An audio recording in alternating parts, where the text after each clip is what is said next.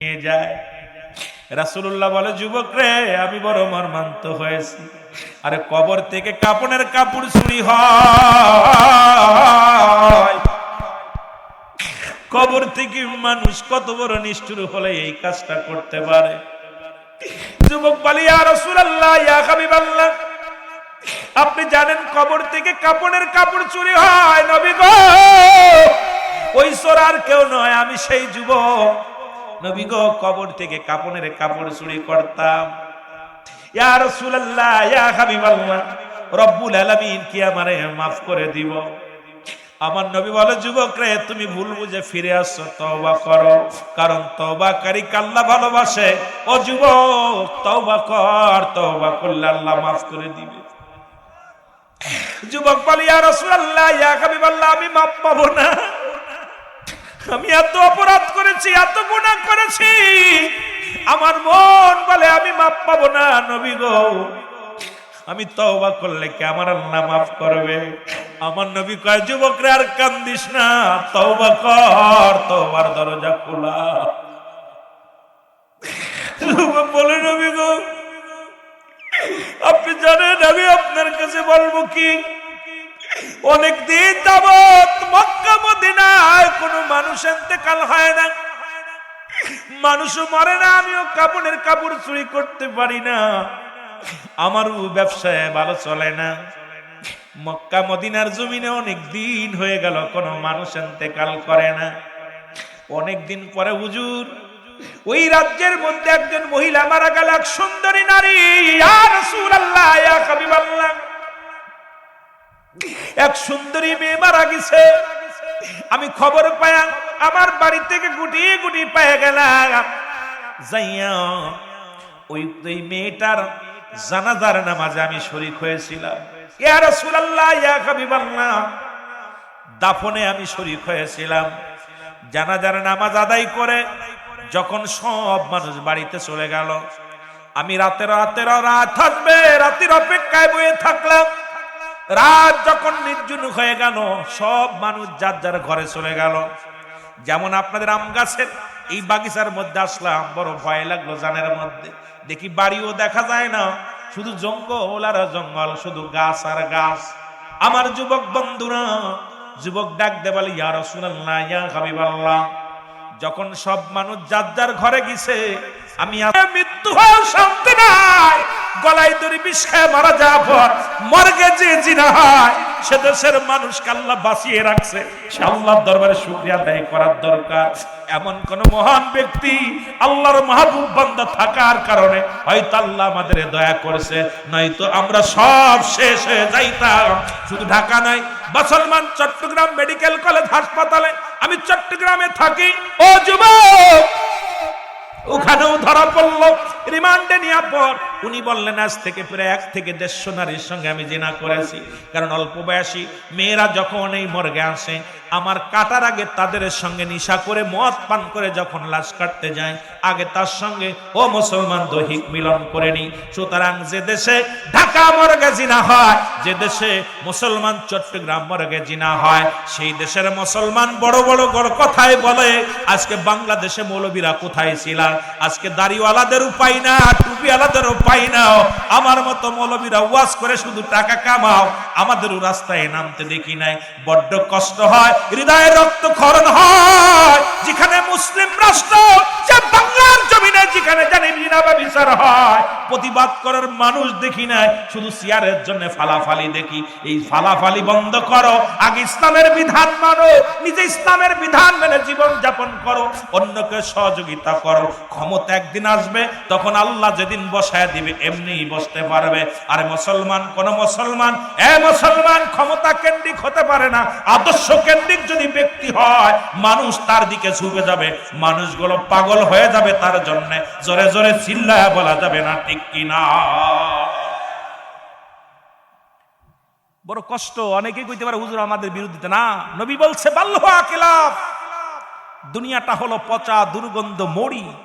মানুষের চরিত্র হলো কুকুরের চরিত্র। কুকুর যেমন মরি পাইলে খুশি হয়, শেখ জামানার মানুষ শুধু সম্পদ পাইলে খুশি হয়। খালি যেভাবে আসুক, হারাম উপার্জন, জানি এটা হারাম, তারপর ওইটার ভিতর আরাম মনে করি। বাবা এই জন্য আমি কয়েকটা ওয়াজ দেখছেন, আমি বলছি যে কার জন্য সুদ খাও, কার জন্য ঘুষ খাও? এই দুনিয়ার সম্পদ খাবে লোকে, মানুষের দেহ খাবে পোকে। জোরে বলেন ঠিক কিনা? কিসের জন্য? এই যে মাটির ঘর যেখানে লেখাপড়া করায় শিক্ষক মহোদয়, ছাত্র ভাইয়েরা বসে, ছাত্রী ভাইয়েরা বোনেরা বসে, সেই ঘর একটা আমার আপনার জন্য অন্ধকার নেমে আসতেছে। এই ভয় অন্তরের ভিতরে নাই, বড্ড কষ্ট হয়। জোরে বলেন ঠিক কিনা? একটু মহব্বতের সঙ্গে দুরূদ শরীফ পড়েন, আল্লাহুম্মা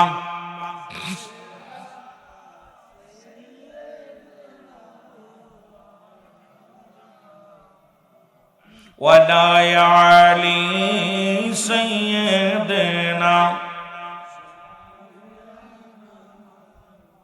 এ দুনিয়ার মুসলমান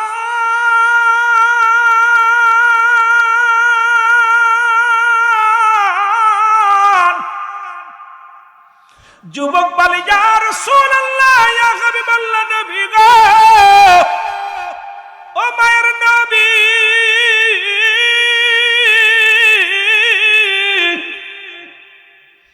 যখন আমি ওই মেয়েটার উপরে ঝাঁপিয়ে পড়লাম, আমি আমার অন্যায় কাজ সেরে যখন কবর থেকে উত্তোলন হলাম, কবরের ভিতর থেকে একটা আওয়াজ শুনতে পাইলাম, কে যেন ডাকতে বলে, যুবক, আজকে তুমি আমার সঙ্গে জিনা করলা, আজকে আমি অসহায়, তোমাকে আমি বাধা দিতে পারলাম না, আজকে তুমি আমার সাথে অন্যায় করলা,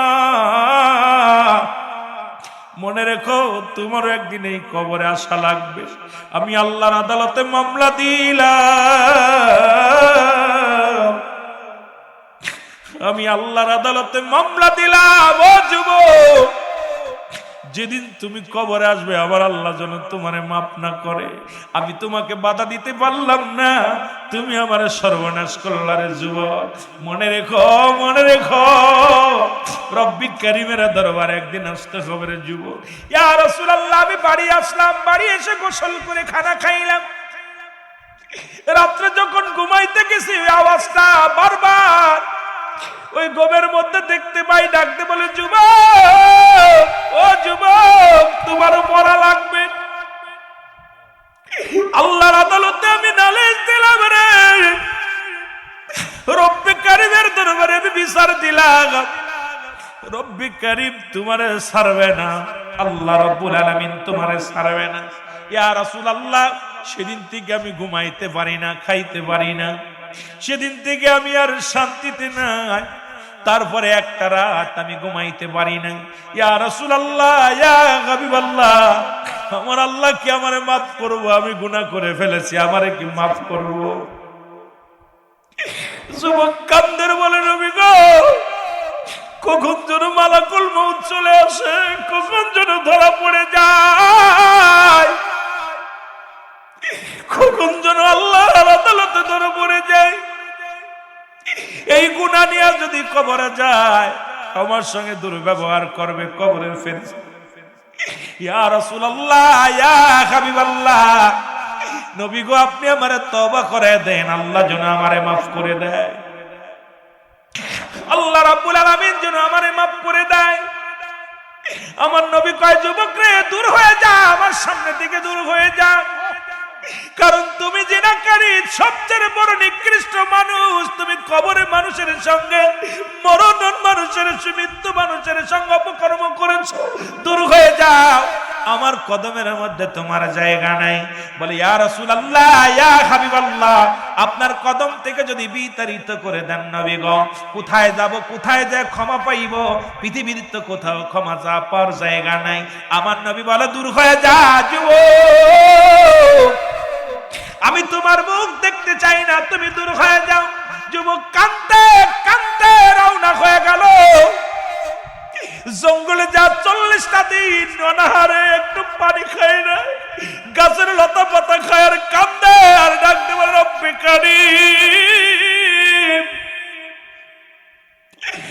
আদম আলাইহিস সালাম ভুল করার কারণে আদম নবী কেঁদে গেছে, রব্বানা যালামনা আনফুসানা ওয়া ইল্লাম তাগফির লানা ওয়া তারহামনা লানাকুনান্না মিনাল খাসিরিন।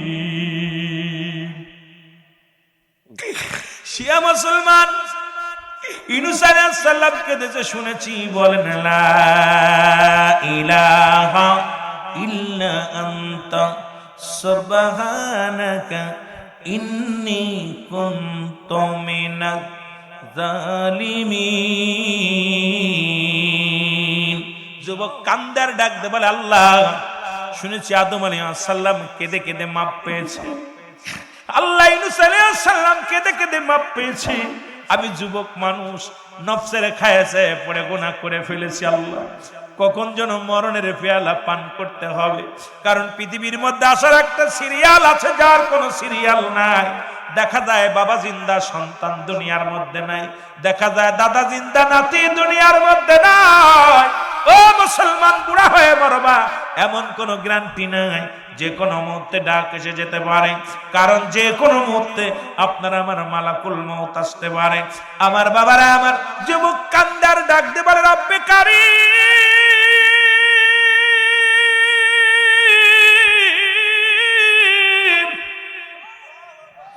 তুমি আমারে ক্ষমা করে দাও, ও আল্লাহ তুমি আমারে মাফ করে দাও। কাঁদতে কাঁদতে যুবক বড় ক্লান্ত হয়ে গেলেন। 40টা দিন পরে যুবক সংবাদ পেয়ে গেল, যুবক রে আর কান্দিস না, তোর চোখের পানি জমিনের মধ্যে পড়ে, আমরা জমিন সহ্য করতে পারি না। যুবক রে, রব্বি কারীম তোরে মাফ করে দিছে, যা যা রহমতের নবী রাহমাতাল লিল আলামিনের কদমের মধ্যে যা। যুবক রওনা হয়ে চলে আসলেন রাসূলুল্লাহর কদমের মধ্যে। নবীজি দেখে বলে, যুবক তুমি আবার কেন আসছো? বলি, ইয়া রাসূলুল্লাহ, ইয়া হাবিবাল্লাহ, আমি আর কত কাঁদবো, আর কত চোখের পানি ফেলবো। রব্বে কারীম আমারে ক্ষমা করে দিছে, ইয়া রাসূলুল্লাহ আপনি আমাকে তওবা করায়া দেন। আমার নবীজির কাছে জিবরিল আমিন এসে বলে, ইয়া রাসূলুল্লাহ, ইয়া হাবিবাল্লাহ, যুবকের কান্না, যুবকের চোখের পানি রব্বে কারীম সইতে পারে নাই, আবেগে নফসের খায়েছে পড়ে গুনাহ করে ফেলেছে। এখন আল্লাহর দরবারে এত কান্না কেঁদেছে, রব্বি কারীম তারে ক্ষমা করে দিছে। নবী গো আপনি তারে তওবা করায়া দেন, আমার রব্বি কারীম তারে মাফ করে দিছে। আমার যুবক ভাইরা, যুবক বয়সে একবার আল্লাহ বলা বুড়ো বয়সে 1000 বার বলা সমান হবে না। এই জন্য আমি আপনাদেরকে বলে যাব, আমরা যুবক মানুষ যত ইবাদত বন্দেগী করতে পারি রব্বে কারীম ততই খুশি হবে। কারণ আল হাসান হুসাইন হবে জান্নাতের সরদার, যুবকদের জান্নাতের সরদার হবে। আমি যুবক ভাইদের বলি, এখনো সময় আছে, আমি বারবার অনুরোধ করি, আয় আয় ফিরে আয়। আমরা এই সমাজকে পরিবর্তন করে দিতে পারি। সমাজ পরিবর্তন করার জন্য যুবক ভাইদের অগ্রগামী ভূমিকার দরকার আছে কিনা?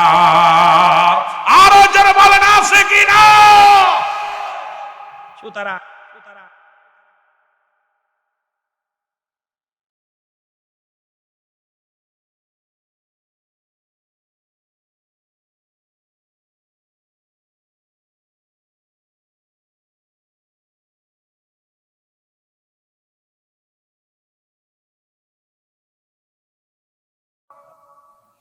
আল্লাহ রাব্বুল আলামিন রিয়াজুল জান্নাহ বেহেশতের বাগানে আসার মতো বসার মতো সুযোগ দান করল।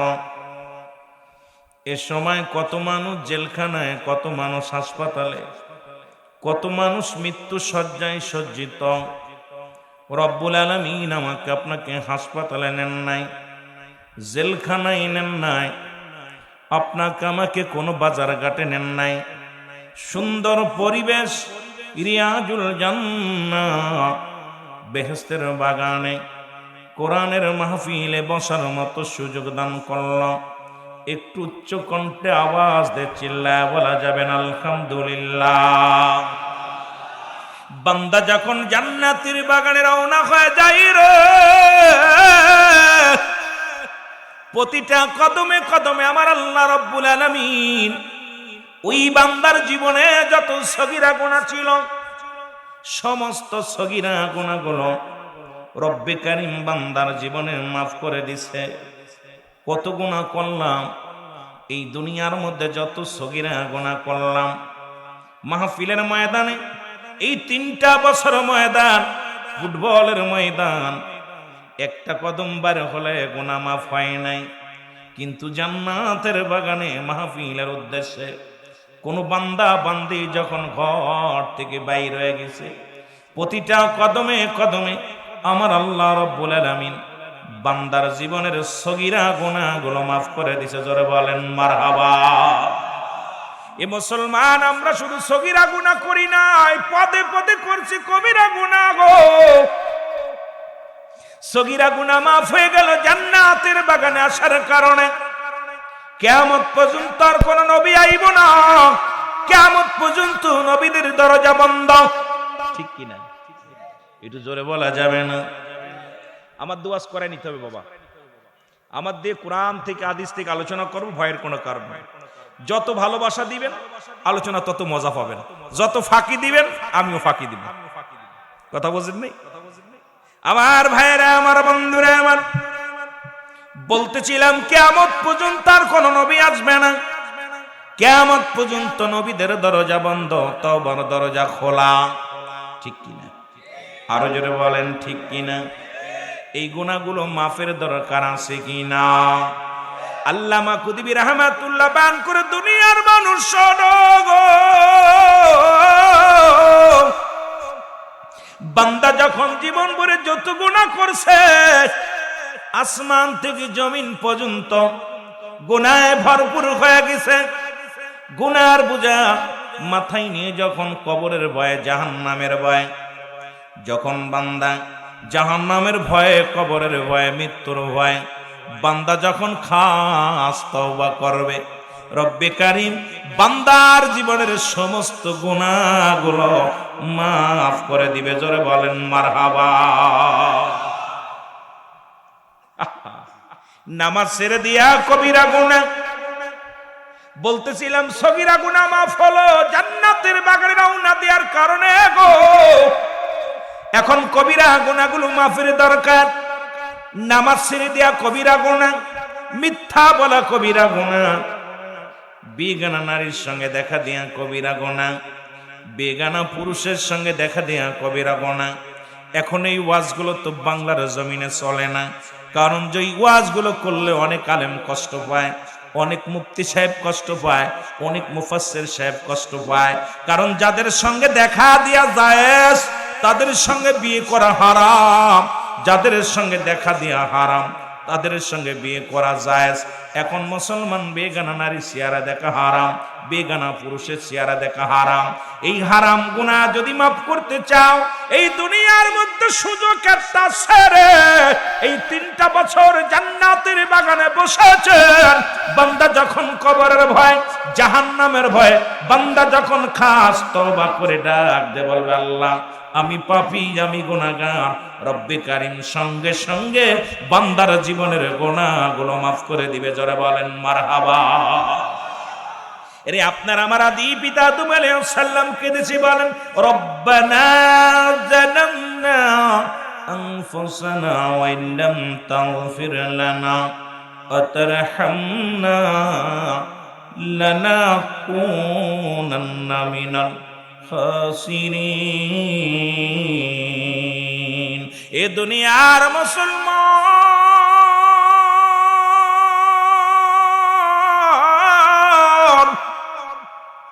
এরে আদম নবী কান্দার বলে রব্বে কারীম, ও রব্বে কারীম শোনো,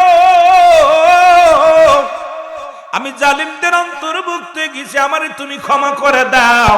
আপনি আখিরি নবীর উম্মত হওয়ার কারণে ও মুসলমান, আদম নবী একদিন নয়, দুদিন নয়, 350 বছর কানলেন, চোখের পানি ফেলাইয়া, চোখের পানি পড়তে পড়তে মুসলমান মুখের গোস্তগুলো খসে খসে পড়েছিল, এই দুনিয়ার বুকের গোস্তগুলো খসে খসে পড়েছিল। আপনি আমি কদিন কানলাম, কদিন চোখের পানি ফেললাম। আদম নবী কান্দে, আপনি কেন কান্দেন না? কারণ আপনার মরণের পেয়ালা পান করতে হবে। জোরে জোরে চিল্লায়া বলেন ঠিক কিনা? ওরে আজি না হয় কাল তুমি যাইবা কবরে, যাবার বেলায় দেখবে চেয়ে গো তোমার সবই রইল। আরো জোরে বলেন, যাবার বেলায় দেখবে চেয়ে গো তোমার সবই রইল পড়ে, যাবার কাল তোমার দাদাই গেছে বাবাই গেছে কেউ আসলো না ফিরে, দাদাই গেছে বাবাই গেছে কেউ আসলো না ফিরে, তোমারও তো যাইতে হবে রে জবাই যেদিন আজরাইলা শিবে, তোমারও তো যাইতে হবে রে। জোরে জোরে চিল্লায় বলেন ঠিক কিনা? মরণ নাই কার কার, একটু হাত তোলেন। মরণ নাই কার কার? মানুষের তিনটা বিপদ। নাম্বার 1 হলো মানুষের মরণ, নাম্বার 2 কবর, নাম্বার 3 হলো কিয়ামতের ময়দান। সবচেয়ে বড় তিনটা বিপদ। আর যত বিপদ আসুক না কেন, যত গজ বিপদ আসুক না কেন, ভয়ের কারণ নাই। তিনটা বড় বিপদ।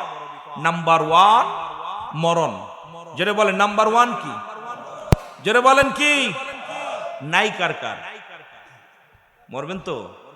এই চিন্তা যার ভিতর ঢুকছে সে সুদ খাইতে পারে, সে ঘুষ খাইতে পারে, সে দুনিয়ার মধ্যে অন্যায় পথে পা বাড়াইতে পারে।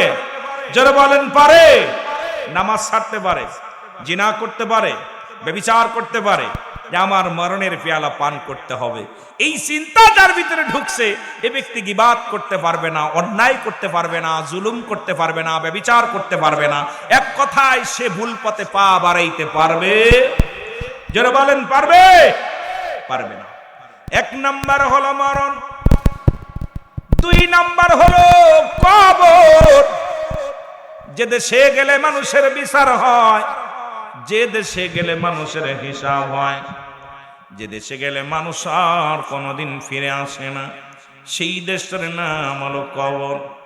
3 নাম্বার বিপদ হলো কিয়ামতের ময়দান। যেদিন আপনার অঙ্গ প্রত্যঙ্গ সাক্ষী দিবে, ছেলে পর হয়ে যাবে, মেয়ে পর হয়ে যাবে, বিবি পর হয়ে যাবে, বন্ধু বান্ধব পর হয়ে যাবে, দুনিয়ার মধ্যে কিচ্ছু আপনার আপন থাকবে না রে। এ দুনিয়ার মুসলমান শুনে নাও, সেই দিনটার কথা যদি কোনো ব্যক্তি স্মরণ করে, এই দুনিয়ার মধ্যে অন্যায় করতে পারে না, জুলুম করতে পারে না, নামাজ ছাড়তে পারে না, দুনিয়ার মধ্যে ভুল পথে পরিচালনা হতে পারে না। কারণ এই মরণের চিন্তা, কবরের চিন্তা, কিয়ামতের চিন্তা যার অন্তরের ভিতরে ঢুকছে, এই তো মুমিন ব্যক্তি। জোরে জোরে বলেন ঠিক কিনা? আর একটু জোরে জোরে চিল্লায় বলেন ঠিক কিনা? এ দুনিয়ার মুসলমান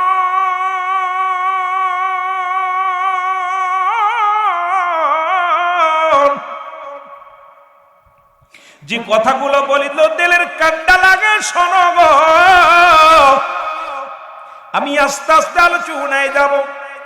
শরিয়াত, তরিকত, হাকিকত, মারিফাত, বাস্তবতা নিয়ে কিছু কথা বলে যাব। আমাদের জানার দরকার, বুঝার দরকার। এই মুসলমান শুনে নাও, শুনে নাও। ছোট্টবেলা থেকে শুনলাম বাবাই বলতো মানুষের মতো মানুষ হতে হবে, শিক্ষক মহোদয় বলে মানুষের মতো মানুষ হতে হবে। ঠিক কিনা? জোরে বলেন ঠিক কিনা? প্রধান শিক্ষক এসে ডাকতে বলে বাজান মানুষের মতো মানুষ হতে হবে। ক্লাস টিচার এসে বলে মানুষের মতো মানুষ হতে হবে। গুরুজন বলে মানুষের মতো মানুষ হতে হবে। আগে বড় কষ্ট পাইতাম, বসতাম। কেন বলে আমি তো মানুষ, আমি তো গরু নয়, আমি তো পশু নয়, আমি তো দুনিয়ার মধ্যে অন্য কোন জীবজন্তু নয়। তবে কেন শিক্ষকেরা বলে মানুষের মতো মানুষ হতে হবে? গুরুজন কেন বলে মানুষের মতো মানুষ হতে হবে? পিতামাতা কেন বলে মানুষের মতো মানুষ হতে হবে? আজ বুঝেছি কেন বলতো তারা মানুষের মতো মানুষ হতে হবে গো। আজকে দেখলাম মুসলমান বড় বড় ডিগ্রি নিয়া, বড় বড় ডিগ্রি নিয়া যারা অফিসের মধ্যে বইয়া ঘুষ ছাড়া চলে না। এই মানুষটা কি মানুষ নাকি অমানুষ? জোরে বলেন মানুষ কি অমানুষ? জোরে বলেন মানুষ কি অমানুষ? কেন বলছে মানুষের মধ্যে মানুষ হতে হবে গো? আজকে বড় বড় ডক্টর, ইঞ্জিনিয়ার হইয়া, বড় ডিগ্রি নিয়ে ডক্টর হইয়া অপারেশন থিয়েটারে যায় না টাকা ছাড়া, রুগী দেখে না টাকা ছাড়া। এরা কি মানুষ না অমানুষ? জোরে বলেন মানুষ কেউ মানুষ। আজকে সমাজের মধ্যে সন্তান লেখাপড়া শিখে বড় ডিগ্রি নিয়ে মায়ের গায়ে হাত দেয়, বাবার গায়ে হাত দেয়, বাবা মার সঙ্গে মানসিক ব্যবহার করে। এই সন্তানগুলো মানুষ না অমানুষ? আরো জোরে বলেন মানুষ কে অমানুষ? এই মানুষগুলো অমানুষ। ও মুসলমান শোনো গো, আমি হিসাব করে মিলা দেখেছি আমার দেশের দুর্নীতিবাজ কোন রিকশা চালক দুর্নীতিবাজ নয়। আমার দেশের মুসলমান যারা কর্মজীবী দুনিয়ার মধ্যে কৃষক কোন দুর্নীতিবাজ নয়। আমার দেশে বড় বড় ডিগ্রি নিয়ে বিদেশ থেকে ডক্টরি আইনা যারা এই চেয়ারের মধ্যে বসেছে, আজকে দেখি বাংলার আনাচে কানাচে, বিশ্বের আনাচে কানাচে সব চাইতে শিক্ষিত সমাজ হলো দুর্নীতিতে এক নাম্বার। জোরে জোরে চিল্লায় বলা যাবে না ঠিক কিনা? দুর্নীতিতে কয় নাম্বার? জোরে বলেন কয় নাম্বার? ঘুষ খায় কারা? রিকশা চালক, ভ্যান চালক, দিনমজুরি। ঘুষ খায় কে? কথা কন কারা? তার মানে আসলে শিক্ষা আমাদের অর্জন করতে পেরেছি, ডিগ্রি নিয়েছি, কিন্তু কোরআনের জ্ঞান নাই। কোরআনের জ্ঞান না থাকার কারণে, কোরআন হাদিস অন্তরের ভিতরে না থাকার কারণে লেখাপড়া শিখেছি, বড় ডক্টর ইঞ্জিনিয়ার হয়েছি, কিন্তু ঘুষের মধ্যে সুদের মধ্যে বড় বড় অন্যায়ের সঙ্গে জড়িত। দেশের কোনো কৃষক দুর্নীতিবাজ নয়, আমার দেশের কোনো মুসলমান ভ্যান চালক রিকশা চালক দুর্নীতিবাজ নয়। আমার দেশের বড় বড় মুসলমান বড় বড় অফিসাররাই হলো দুর্নীতিবাজ। জোরে জোরে বলেন ঠিক কিনা? এর দুর্নীতির ওই নাকড়ায় বসে জাহির করে জ্ঞান। বলেন দুর্নীতির ওই নাকড়ায় বসে জাহির করে জ্ঞান। কলম দিয়া কামাই টাকা, কলম দিয়া আবার ধরে সাধুর ভানোরা।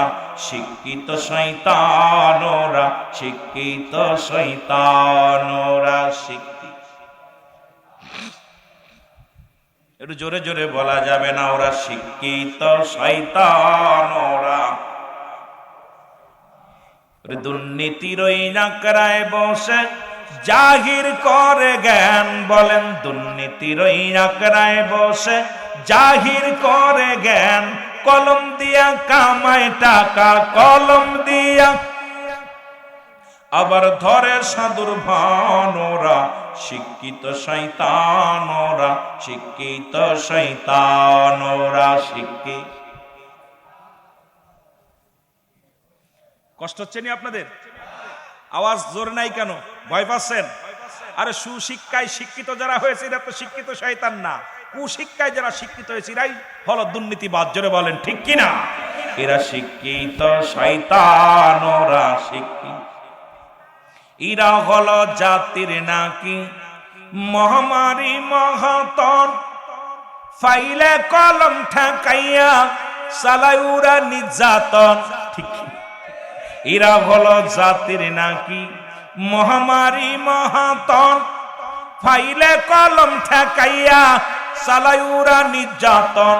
ওরে ঘুষের টাকায় ওদের ভুড়ি, ঘুষের টাকায় ওদের ভুড়ি করে যে টান টান। ওরা শিক্ষিত। আরো জোরে বলতে হবে ওরা শিক্ষিত শয়তানোরা।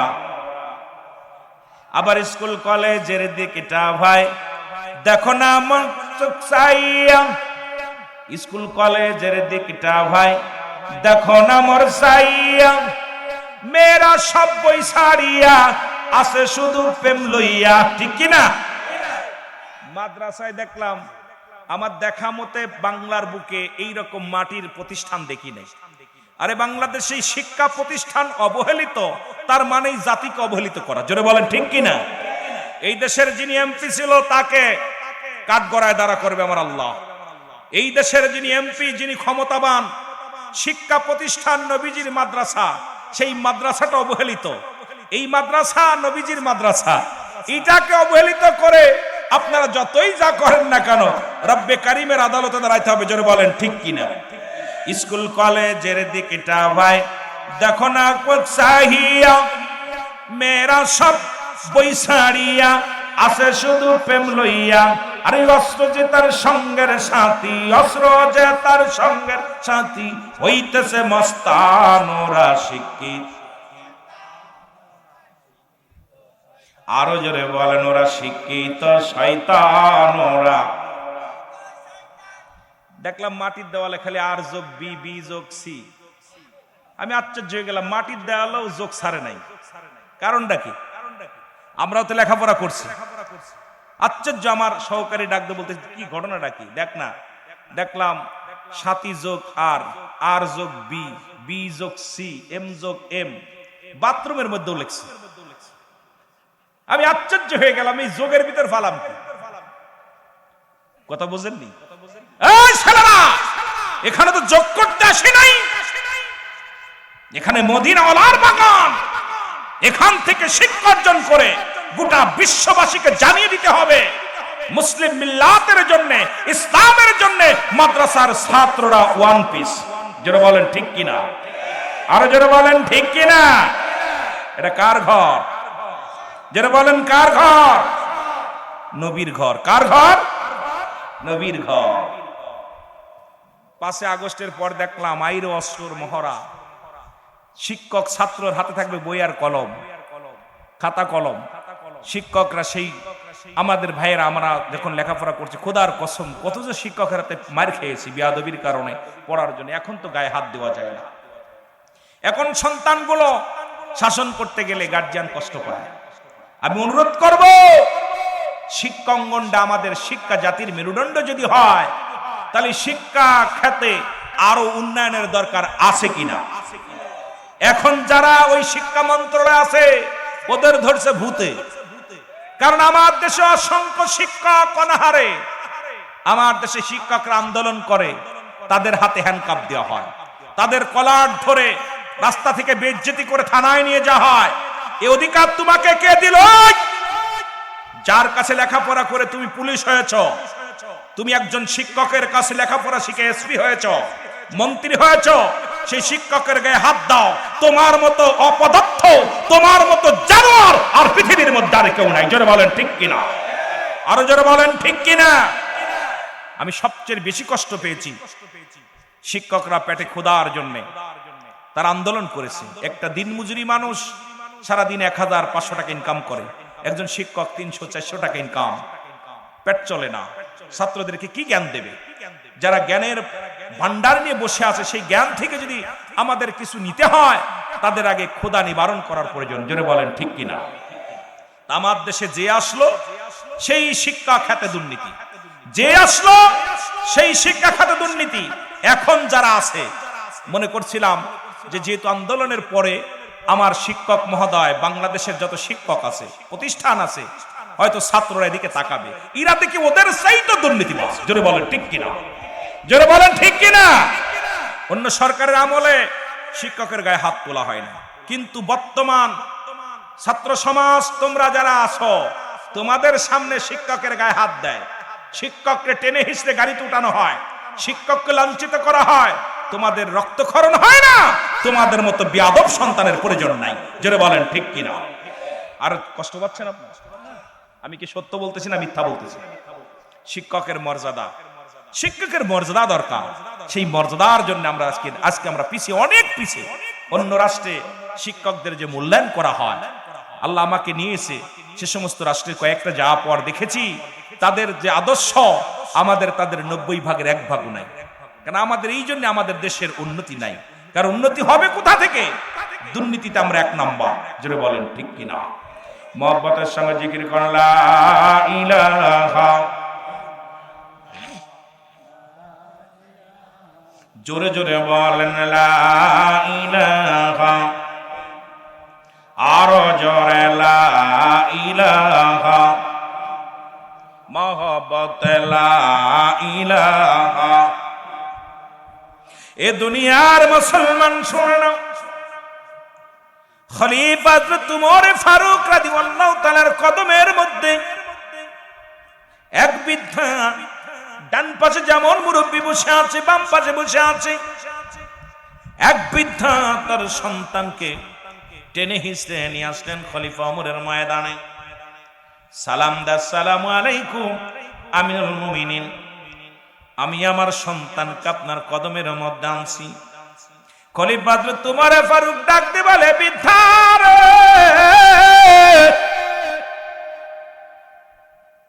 ও বৃদ্ধা, তুমি তোমার কলিজার টুকরো সন্তানের জন্য আমার কদমের মধ্যে আনছো বিচারের জন্য।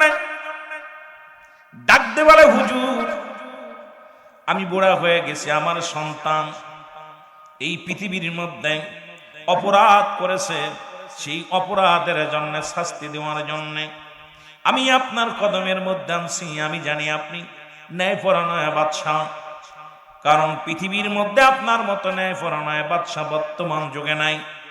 কারণ এই জন্য আপনার কদমের মধ্যে আমি উনাকে আনছি, ওনার বিচার করা লাগবে। জোরে জোরে চিল্লায় বলা যাবেন আল্লাহু আকবার। খলিফা হযরত উমর ফারুক রাদিয়াল্লাহু তাআলা ডাক দিয়ে বলে, বৃদ্ধা শোনো গো,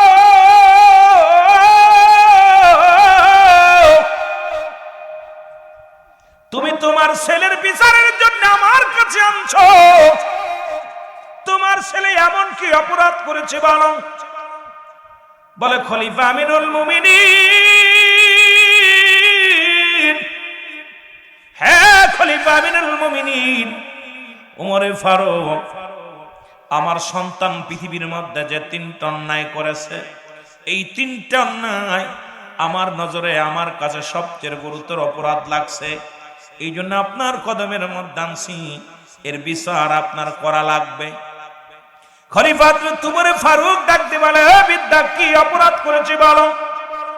বলে, হুজুর, 1 নাম্বার অপরাধ, 1 নাম্বার অপরাধ আমার সন্তান করেছে, সে দুনিয়ার মধ্যে মাদক সেবন করে। এটা কি অপরাধ না ভালো কাজ? জোরে বলেন, মদ গাঁজা খায়, এটা কি ভালো কাজ না খারাপ কাজ? জোরে বলেন। 1 নাম্বার অপরাধ, আমার সন্তান মাদক সেবিকার মধ্যে আছে, মাদক সেবন করে। 2 নাম্বার অপরাধ, আমার কলিজার টুকরা সন্তান, আমার সন্তান মানুষ খুন করেছে, তার বিচার করা লাগবে। আজকে বাবা মা সন্তান যদি জিনা করে, বাবা মা তার পক্ষে মামলা লড়ে। সন্তান যদি মানুষ খুন করে, বাবা মা তার পক্ষে লড়ে। আমি বলি, ওরে যুবক, শুনে নাও, শুনে নাও, সন্তান যেই হোক না কেন, তোমার কাছে আমানত রাখছে, আমানতের খেয়ানত করার অধিকার আল্লাহ তাআলা তোমাকে দেয় নাই। কারণ যে সন্তান তোমার অবাধ্য, দুনিয়ার ইসলামের বিধান মানে না, এই সন্তানের পক্ষে যখন তুমি যাবা, তোমার মতো মুসলমান, ওই বরিশালের মুসলমান তিন্নির বাবার মতো কুসন্তান ওই জন্ম দেওয়ার পর যদি এই সন্তানের পক্ষে যদি কোনো বাবা ছাপায় গায়, সেই সন্তানের পক্ষে যায়, দুনিয়া থেকেই তারা জাহান্নামী। জোরে জোরে বলেন ঠিক কিনা? বাবা কেমন বাবা? বাবা সন্তানের বিচারের জন্য কার দরবারে গেছে? হযরত উমর ফারুক রাদিয়াল্লাহু তাআলা আনহুর দরবারে গেছে। খুব আশ্চর্য, খুব খেয়াল করবেন, অনেক মজার আলোচনা আসবে, ধীরে ধীরে আলোচনাগুলো খেয়াল করবেন। বলে, হুজুর, 3 নাম্বার অপরাধ, আমার সন্তান জিনায় লিপ্ত হয়েছে। 3টা অপরাধ, ছোট না বড়? যারা বলেন বড় না ছোট? যারা বলেন ছোট না বড়? খলিফা ওমর ফারুক ডাকতে বলে, বৃদ্ধা, সত্যি করে বলো, ও কি তোমার সন্তান? বলে, জি হুজুর, আমার ঔরজাত সন্তান। ছেলেকে ডাকতে বলে, বাবারে, ও কি তোমার আব্বা হয়? বলে, জি হুজুর, উনি আমার জন্মদাতা পিতা। বলে, বাবারে, তোমার বিরুদ্ধে যে 3টা অভিযোগ আনছে, এই 3টা অভিযোগ কি সত্য না মিথ্যা বলো? বলে, হুজুর, আমি জানি আপনি ন্যায়পরায়ণ বাদশা, আপনার কাছে মিথ্যা বলবো না। যে 3টা অপরাধ আমার নামে দিছে, এই 3টা অপরাধ আমি করেছি। এই 3টা অপরাধের 1 নাম্বার অপরাধ আমি করেছি মাদক সেবন করি, 2 নাম্বার অপরাধ আমি মানুষ হত্যা করেছি, 3 নাম্বার অপরাধ এই দুনিয়ার মধ্যে আমি জিনা ব্যভিচারে লিপ্ত হয়েছি। খলিফা আমিনুল মুমিনিন ডাকতে বলে, যুবক,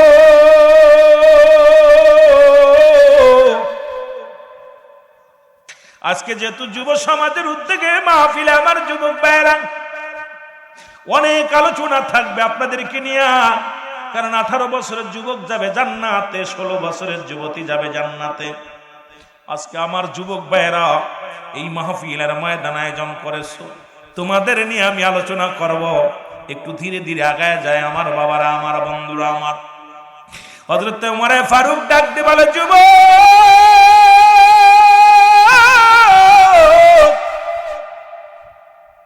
তুমি পৃথিবীর মধ্যে মাদক সেবন করো, এটা গুরুতর অপরাধ, এটার অপরাধ তোমার মৃত্যুদণ্ড। যুবক বলে, আমি মেনে নিলাম, আপনি যে বিচার করবেন সব বিচার আমি মেনে নিব, কারণ আপনি খলিফা তোমার ফারুক, আপনার কাছে কোনো ন্যায় বিচার ছাড়া অন্যায় বিচার পাবো না, কারণ আপনি ন্যায় বিচার করেছেন, আমি মৃত্যুদণ্ড মেনে নিলাম। 2 নম্বর অপরাধ, ও যুবক, দুনিয়ার মধ্যে তুমি মানুষ খুন করেছ, তুমি কি জানো না হত্যা করা মহাপাপ? ওরে মুসলমান, রাসূল বলে গেছেন এমন একটা জামানা আসবে, এই জামানায় মানুষগুলো একজন একজনকে মারবে, ওকে জিগাইবে তুমি ওকে মারছো কেন? বলে জানি না। আপনাকে মারছে, ওরে জিগাইবেন তুমি কেন মারছো? ও বলবে আমি জানি না। যাকে মারছে ওকে জিগাইবে তোমাকে কেন মারছে? বলে আমিও জানি না। কারণ একজন আরেকজনকে মারবে, যে মার খাবে সেও জানে না আমার কি অপরাধ হয়েছে, যিনি মারবে তেও জানে না কি অপরাধে তারে মারছি। ও মুসলমান শুনে নাও, ঠিক সে জামানা, মুসিবতের জামানা আমাদের মধ্যে আগমন করেছে। বুখারী মুসলমান তিরমিজি শরীফের 3952 নম্বর হাদিসের মধ্যে দেখলাম, মুসলমান শুনে নাও, নবী বলছে আমার উম্মতের মধ্যে একদল আগমন করবে, তারা নিজেরা মূর্তি পূজা করবে, অন্য কেউ মূর্তি পূজার জন্য সহযোগিতা করবে, মূর্তি পূজার জন্য আহ্বান করবে। আজকে বাংলার আনাচে কানাচে যা দেখা যাচ্ছে, কিয়ামতের আলামত গুলো সামনে হাজির হয়ে গেছে। জোরে জোরে চিল্লায় বলেন ঠিক কিনা? আমি এই বছর একটা জিনিস দেখে বড় আফসোস, আমার অনেক আলেম উলামা আছেন, মাদ্রাসার শিক্ষক আছেন, তিরমিজি শরীফের 3952 নম্বর হাদিস, রাসূল নিজে বলে গেছে যে আমার উম্মতের ভিতরে একদল আগমন করবে, তারা নিজেরা মূর্তি পূজা করবে, টুপি দাড়ি মাথায় দিয়ে মূর্তি পূজা করবে এবং অন্যকে মূর্তি পূজার জন্য সহযোগিতা করবে, আহ্বান করবে। আমরা মুসলমান বিরাট জাতি, ঈমানের নিয়া এই দুনিয়ার মধ্যে যতদিন থাকবো, সে যে দল করুক না কেন, যে দলের হোক না কেন, কুরআন তো সর্বজনীন, সকলের জন্য আসছে। জোরে বলেন ঠিক কিনা? আরো জোরে বলেন ঠিক কিনা? কুরআনের বিধান মানবেন না? জোরে বলেন মানবেন না?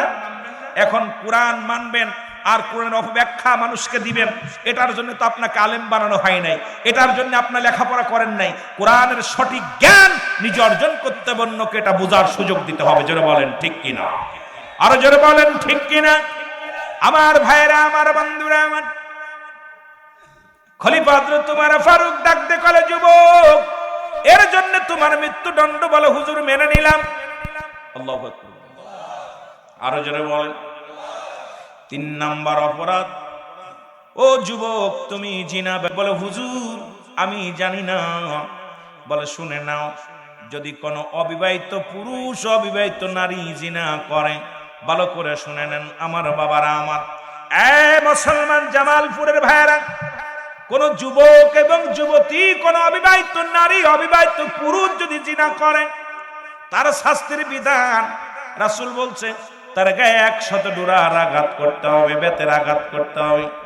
কয়েকটা মারা পর যদি সে মারা যায়, মারা গেলে ওই যুবক অবিবাহিত থাকার কারণে, ওই যুবতী অবিবাহিত থাকার কারণে তাকে গোসল করাতে হবে, তাকে কি করতে হবে? কাফন দাফন করতে হবে, এরপরে তার জানাজা পাবে। তাকে কি করতে হবে মুসলমান? তাকে কবর দেওয়া লাগবে, জানাজা পড়ে তার কবর মায়ের, মুসলমান শুনে নাও, কবর দেওয়া লাগবে। কারণ অবিবাহিত থাকার কারণে সে জানাজা পাবে, সে মুসলমান কবর পাবে, দাফন পাবে, কাফন পাবে, দুনিয়ার মধ্যে যাবতীয় সব কিছু পাবে। তবে যদি 2, 4, 5টা মারা পর যদি মারা যায়, ওই সন্তানকে মুসলমান শোনো, বাকি বেতের আঘাতগুলো কবর উপরে দিয়ে লাগাইতে হবে। একটা বিচার যদি জামালপুরের ময়দানে একটা বিচার যদি হতো, আমার আল্লাহর কসম করে বলি, এই জমিনের মধ্যে যুবক যুবতী আর পাপ কাজে লিপ্ত হতো না। জোরে বলেন ঠিক কিনা? একটা বিচার যদি জামালপুরের জমিনে হতো, এই মির্জাপুরের জমিনে হতো, খোদাকে কসম একটা যুবক আর পাপের কথা মনে আসতো না, ওই যোগ আর যোগ লেখা লাগতো না, অন্তরে ভয় থাকতো, কারণ ইসলামের আইন আমার দেশে নাই। জোরে বলেন ঠিক কিনা? আমার ভাইরা, আমার বন্ধুরা, আমার গভীর মনোযোগ। এবার যদি কোনো বিবাহিত নারী, বিবাহিত পুরুষ যদি জিনা করেন, খুব সাবধান, কথাগুলো খুব খেয়াল করবেন। যদি কোনো বিবাহিত নারী, বিবাহিত পুরুষ যদি জিনা করেন, আমার দেশে অসংখ্য কোন যুবক যুবতীর চাইতে অবিবাহিতর চাইতে বিবাহিতরা বেশি জিনায় লিপ্ত হয়। হয়তো আপনাদের এলাকা কেমন জানি না, ও মুসলমান শোনে না, এই মানুষটা, এই নারী, এই পুরুষের বিচার হলো, তাদের সর্বপ্রথম তাদেরকে ধরতে হবে, ধরে তাদের নাভি পর্যন্ত মাটির নিচেই পুঁততে হবে, পুঁতিয়া কঙ্কারে নিক্ষেপ করতে হবে। এরপরে যতক্ষণ পর্যন্ত মৃত্যুবরণ করবে না, ততক্ষণ পর্যন্ত তার গায়ের মধ্যে পাথর ছুঁড়ে মারতে হবে, ইট পাটকেল যা পাবেন ছুঁড়ে ছুঁড়ে মারবেন। যতক্ষণ পর্যন্ত মৃত্যুবরণ করবে না, ততক্ষণ পর্যন্ত তার মারা বন্ধ করা যাবে না। এবার যখন সে নিশ্চিত হয়ে যাবেন মৃত্যুবরণ করেছে, এবার তাকে মাটি করে উত্তোলন করা লাগবে। উত্তোলন করে এই দুনিয়ার মধ্যে যুবক দিলের কান্ডা লাগা শোনো, কোরআনের আইন শোনো, কোরআনের তাফসীর শোনো। শুধু কোরআনকে মানবা, কোরআন নাম শুনলা, কোরআনের আইনগুলো শুনে নাও। এবার ওই মুসলমান বিবাহিত নারী, বিবাহিত পুরুষ কোনো কাফন পাবে না, দাফন পাবে না, জানাজা পাবে না। বিবাহিত নারী, বিবাহিত পুরুষ দিবালয়ে কুকুর শিয়াল দিয়ে তাদের লাশটা খাওয়াই দিতে হবে। পৃথিবীর কোনো গোরস্থানে তাদের শোয়ানো যাবে না। আজকে আমার দেশে, যে দেশে জিনা করে জেলে গেলে ফুলের মালা পরে জেল থেকে যারা বাইর হয়, এই দেশে ইসলামের আইন, ইসলামের বিধান মানা বড় দুষ্কর হয়ে যায়। জোরে বলেন ঠিক কিনা? কোন বিবাহিত পুরুষ, বিবাহিত নারী জিনা করালে পর তাকে কোনো কবর দেওয়া যাবে না, তার কোনো জানাজা নাই, তার কোনো দাফন নাই, তার কোনো কাফন নাই, তার কোনো জানাজা নাই। পৃথিবীর মধ্যে একটা বিচার যদি বাংলার জমিনে করা হতো, একটা বিচার যদি এই নওগাঁর জমিনে হতো, আমার বিশ্বাস এই জমিনের মধ্যে ওর একজনের বউ আর একজন নিয়ে যেত না, একজনের বউ আর একজন নিয়ে ভাগতো না। জোরে বলেন ঠিক কিনা? আর এই পৃথিবীর মধ্যে আমার ভাই চারটা গুণের কথা বলছে না, যে চারটা গুণ দেখে বিয়ে কর না, 5 গুণের গুণান্বিত নারী বিয়ে করছে নবীগণ, ওলিগণ। পৃথিবীর মধ্যে ভালো ব্যক্তি 5টা গুণের গুণান্বিত। নাম্বার 1 সতীত্বর আমানতদারী, নাম্বার 2 আমলধারী নারী, নাম্বার 3 পর্দাশীলতা নারী, নাম্বার 4 গুণবতী রূপবতী মেয়ে, নাম্বার 5 একজন আদর্শবান বাবা মায়ের সন্তান। আজকে আমরা বিয়ে করবা গাঁজাখোরের মেয়ে, মদখোরের মেয়ে, নিশাখোরের মেয়ে, ঘুষখোরের মেয়ে, মুসলমান সুদখোরের মেয়ে, ওই মেয়ে তো কখনো, ওই ছেলে কখনো একজন হালাল জাদা হতে পারে না, হারাম জাদা। জোরে বলেন ঠিক কিনা? আরো জোরে বলেন ঠিক কিনা? কথা কি বোঝেন? ক্লিয়ার? এই 5টা গুণের গুণান্বিত। কয় গুণে? নাম্বার 1 সতীত্বর আমানতদারী। আজকে ক্লাস 6, 7 থেকে সতীত্ব নষ্ট হয়ে যাচ্ছে, কারণ মামাতো ভাই, খালাতো ভাই, ফুফাতো ভাই, যাদের চেহারা দেখা হারাম, কোন আলেম যদি বলে এটা জায়েজ, সে কাফের। হালালকে কোন ব্যক্তি হারাম বলার এখতিয়ার পৃথিবীর কোন আলেমের নাই। আমাদের জন্য বুয়াতের প্রথম খণ্ডের মধ্যে বয়ান করে, শরীয়তের দৃষ্টিতে কোন ব্যক্তি হালালকে হারাম বললে সে কাফের, আর হারামকে হালাল বললে সেও কাফের। সুতরাং আমার দেশে অবাধ মিলামিশা, অবাধ মিলামিশা, খালাতো ভাই, মামাতো ভাই, ফুফাতো ভাই, ফুফাতো বোন, মামাতো বোন গলাগলি ধরে চলাচলি করে। এর থেকে আমরা কেমনে বাঁচবো? এর থেকে বাঁচার তো কোনো উপায় দেখতেছি না, কারণ একটা ঘর আমাদের ইসলামের বিধান মেনে চলতেছি না। যেমন নামাজ ফরজ, পর্দাও ফরজ, ঠিক কিনা? এই জোরে বলেন ঠিক কিনা? নামাজ কি? জোরে বলেন নামাজ কি? আপনারা বোঝেন না আমার কথা? বোঝেন? আমি একবার সিলেটে গেলাম, অনেক আগের কথা। সিলেটে ওয়াজ করতে গেছি, আমার ওয়াজের বয়স একেবারে কম হয় না, যদিও বড় বক্তা না, তবুও ওয়াজের বয়স একেবারে কম হয় না। কথা বুঝেননি? তাই আমি যখন সিলেটে ওয়াজ করতে গেছি, জাফলং এ ওয়াজ করে আসতেছি, আসার পথে ওই দেশের খানা খাইতে পারি না। আর আমার খানা খুব সিম্পল, আমি যতই মোটা হয়েছি একদম খানা খাই নরমাল। আমার যে একদিন খাওয়াই বেশি হুজুর এইভাবে মোটা হলো কেমনি, কথা বুঝলেন? ফল ফলাদির কাছেও না, চা বিস্কুটের কাছে না, সামান্য দুইটা ভাত যদি একটা রুটি খাইলাম, সামান্য রব্বে কারিম যেন আমাকে দেহটা সুন্দর রাখার জন্য, বাঁচার জন্য যেটুকু প্রয়োজন ঠিক সেইটুকুই খানা ব্যবহার করি, বাকিগুলো না। গোশ খায় না, মাছ খায় না, ইত্যাদি ইত্যাদি অনেক কিছুই পরিহার করছি, সব বাদ। কারণ আমার জীবনটা অন্যরকম একটা ধারায় চলে। তা বিশেষ করে ওখানে খানা খাইছি, মাছ খাইতে, ওই মাছের ভিতরে বড় বড় দাঁত, এই দাঁত মাথায় যখন চাবার দিছি দাঁতে আমার একটা ভাঙছে, এত শক্ত মাছ, পোয়া মাছ না কি মাছের দাঁত। এখন বমি বমি ভাব আসছে। আশা পর আউসকান দিয়ে আসলে আমার সাথে মাসুম বিল্লাহ নামে এক বক্তা আছে, আমার জাকের বাইরে চিনবে, আপনারা চিনবেন না। তো উনি বলতেছে, আরে রুহুল আমিন সাহেব একটা পান খেয়ে আসেন। আমি দোকানে দিয়ে বলছি, ভাই একটা পান দেন দি। তা কইছে, আপনি শুকনা গুদে খাইবেন না কাঁচা গুদে খাইবেন? গোয়া গোয়া, শুকনা গুয়া এবং কাঁচা গুয়া। তা আমার মনে হচ্ছে গু কথা বলছে, কাঁচা গুয়া শুকনো গু কথা বলছেন। তা আমি অনেকক্ষণ তাকায় আছি ওনার মুখের দিকে, চিন্তা করতেছি কত বড় বিয়াদব। 360 জন আউলিয়া সিলেটে আসছে শুনছি, এদের মানুষ এত বিয়াদব। আমি কইছি, এই মিয়া কি বলতেছেন, বান দেন। কারে হুজুর, শুকনা গুদে খাইবেন না কাঁচা গুদে খাইবেন? কথা বুঝিনি, মেজাজ আরো খারাপ হয়েছে যখন বলছে আরে হুজুর কথা বুঝিনি। আমার পর আর উল্টে গরম, আরে আপনি কি দেখাবেন, শুকনা গু না কাঁচা খাইবেন, শুকনা গু খাইবেন না কাঁচা গু খাইবেন? কথা বুঝিনি। বসে আছি, এখন মাসুম বিল্লাহ বুঝতে পারছে, উনি যা কয়, এই শুকনা দেই দাও, কি দে দাও?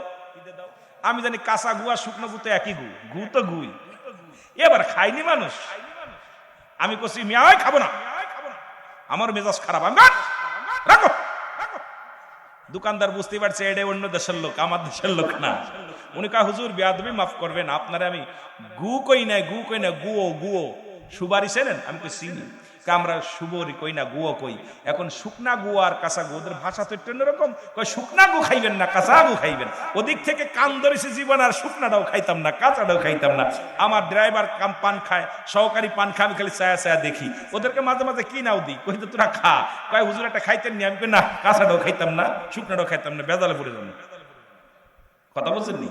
এই জন্য এক দেশের গালি এক দেশের বলি। এই জন্য আমার ভাষা বুঝতে অনেকের কষ্ট হইব, আবার অনেকেই আমি বইয়ের ভাষা ব্যবহার করব। যেহেতু শিক্ষিত সমাজ আপনারা, আমি আঞ্চলিক ভাষা না, আমি সাধু বা সাদিয়া ব্যবহার করব, যাতে আপনাদের বুঝতে ভালো হয়। বুঝতে পারছেন কথা? কথা বোঝা যায়? ওলামা একরাম বুঝবে। একটা হলো জুমলায়ে খবরিয়া, আর একটা জুমলায়ে হিংসা। বক্তা মনের ভাব প্রকাশ করলে শ্রোতা সহজে বুঝতে পারে, এটাকে বলা হয় জুমলায়ে খবরিয়া। জুমলায়ে হিংসা, বক্তা মনের ভাব প্রকাশ করলে শ্রোতা কোনো কলা কিছু বুঝতে পারে না। ইয়েস, নো, ভেরি গুড, এই তিনটা শব্দ কিছু বোঝে কিছু বোঝে না। জোরে বলেন ঠিক কিনা? আমিও চিন্তা করলাম যে আপনাদের বিষয় আঞ্চলিক ভাষা বলবো না, আমার দেশের ভাষা বললে অনেক সময় অনেক কিছু হয়ে যেতে পারে। এই ভাষাগুলোর জন্য বইয়ের ভাষা ব্যবহার করতে পারি। সকলে বলুন আমিন। আরো জোরে বলেন আমিন। এ মুসলমান, গভীর মনোযোগ। শাস্তির বিধানের কথা শুনছেন নি? জিনার শাস্তির বিধান শুনছেন? জোরে বলেন শুনছেন? খলিফা হযরত ওমর ফারুক ডাকতে বলে, যুবক, ও যুবক, তুমি যে অপরাধ করেছো, তুমি মৃত্যুর জন্য প্রস্তুতি নাও। খোলা তরবারি নিয়ে ওমরে ফারুক রাদিয়াল্লাহু তাআলা আগায় আসলেন।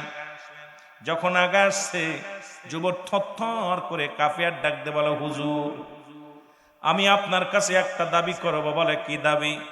বলে, হুজুর, আমি জানি আপনি ন্যায়পরায়ণ বাদশাহ, আপনি খত্তাবের বেটা ওমর। আপনি যে রাস্তা দিয়ে যান, শয়তান মাস্টার ইবলিস সে রাস্তায় যাইতে ভয় পায়। আমিও আপনাকে দেখে ভয় পেয়েছি। আমার আব্বা যখন সকালবেলা বলেছে খলিফা হযরত ওমরের কদমে যাব, আমি তো বাধা দিই নাই, আমি তো সঙ্গে সঙ্গে রওনা দিয়েছি।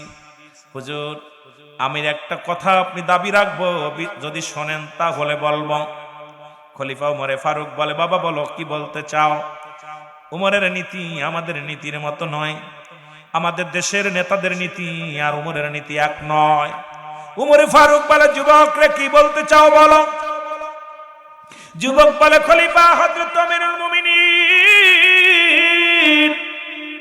যদি আমার বিচার করতে হয়, আমার বিচারের আগে আমার বাবার বিচারটা আগে করা লাগবে।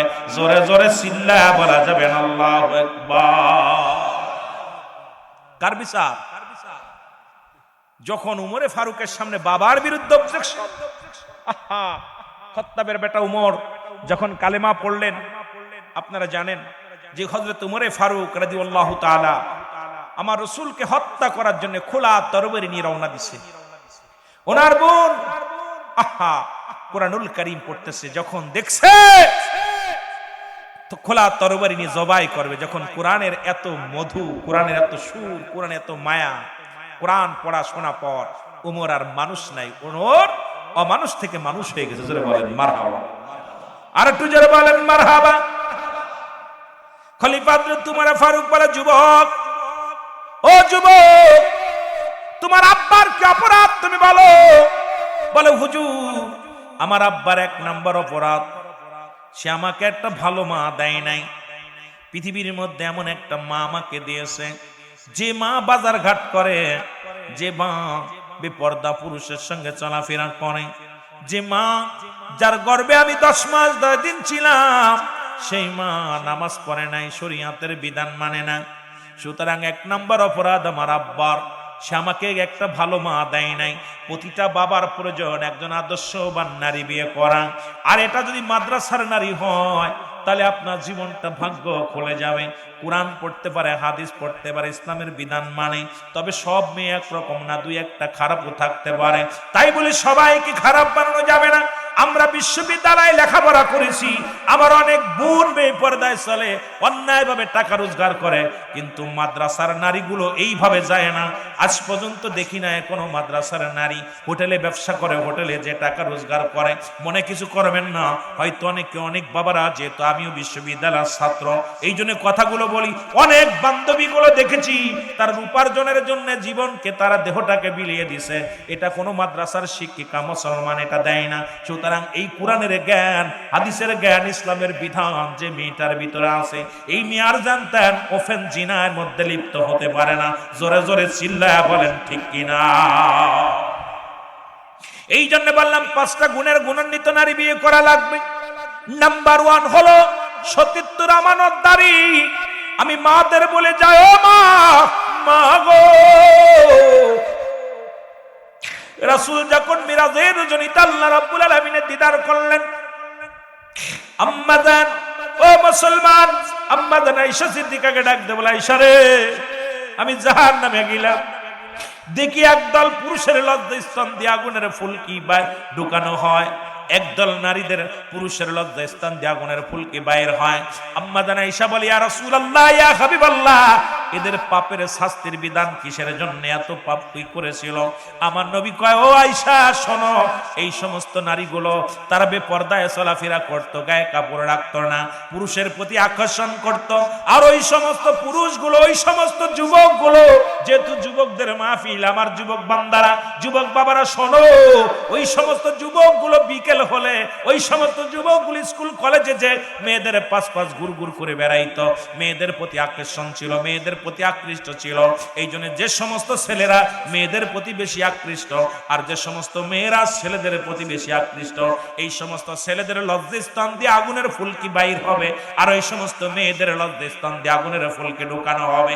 আমার যুবক ভাইরা শোনে না, সুতরাং এই পৃথিবীর বিধান যদি না মানো, আজকে যদি নবীজির কথাগুলো যদি না মানো, খোদার কসম করে বলি, আল্লাহর আদালতে কি জবাব দিবি? জবাব দিতে পারবে না, কারণ রব্বে কারিমের দরবারে জবাব দেওয়া সম্ভব নয়। আমি এই জন্য বলি, নবীজি বলছেন, 2টা জিনিস যে ব্যক্তি আমার কাছে হেফাজত করলো, আমার কাছে জামিনদার হলো, আমি নবী তার জান্নাতের সার্টিফিকেট দিলাম, আমি নবী তার হাত ধরে জান্নাতে নিয়ে যাব।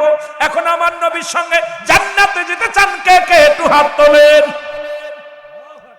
একটু জোরে বলেন নারায়ে তাকবীর, আরো জোরে বলেন নারায়ে তাকবীর, নারায়ে রিসালাত। কষ্ট পাচ্ছেন নি? রিসালাত শব্দ আপনার অনেক কন্যা, যেখানে নবী আছে সেখানে আল্লাহ আছে। আল কোরআনের আলো, আল হাদিসের আলো। কষ্ট হয়?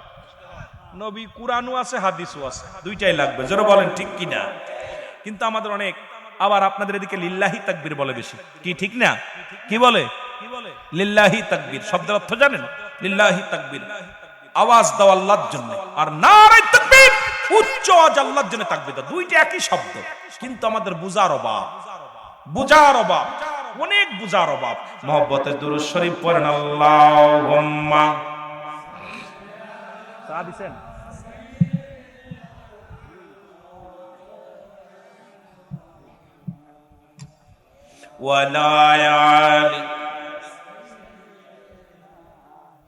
এ দুনিয়ার মুসলমান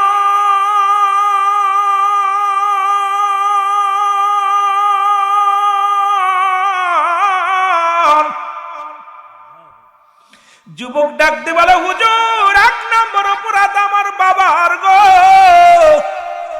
সে আমাকে একটা আদর্শবান মা দেয় নাই। আজকে যারা যুবক, যারা বিয়ে করে নাই, তাদের অনুরোধ করে যাব, একজন রিক্সা চালকের মেয়ে বিয়ে করো, ভ্যান চালকের মেয়ে বিয়ে করো। আল্লাহর রাস্তে ওই মেয়েটা পাঞ্জেগানা নামাজ আদায় করে, ওই মেয়েটা পর্দার বিধান মানে, ওই মেয়েটা কুরআনুল কারীম পড়তে পারে, ওই মেয়েটা যদি তোমার সঙ্গে বিবাহ হয়, খোদার কসম, খোদার কসম, এই দুনিয়ার মধ্যে শান্তি পাবে। জোরে জোরে বলেন ঠিক কিনা?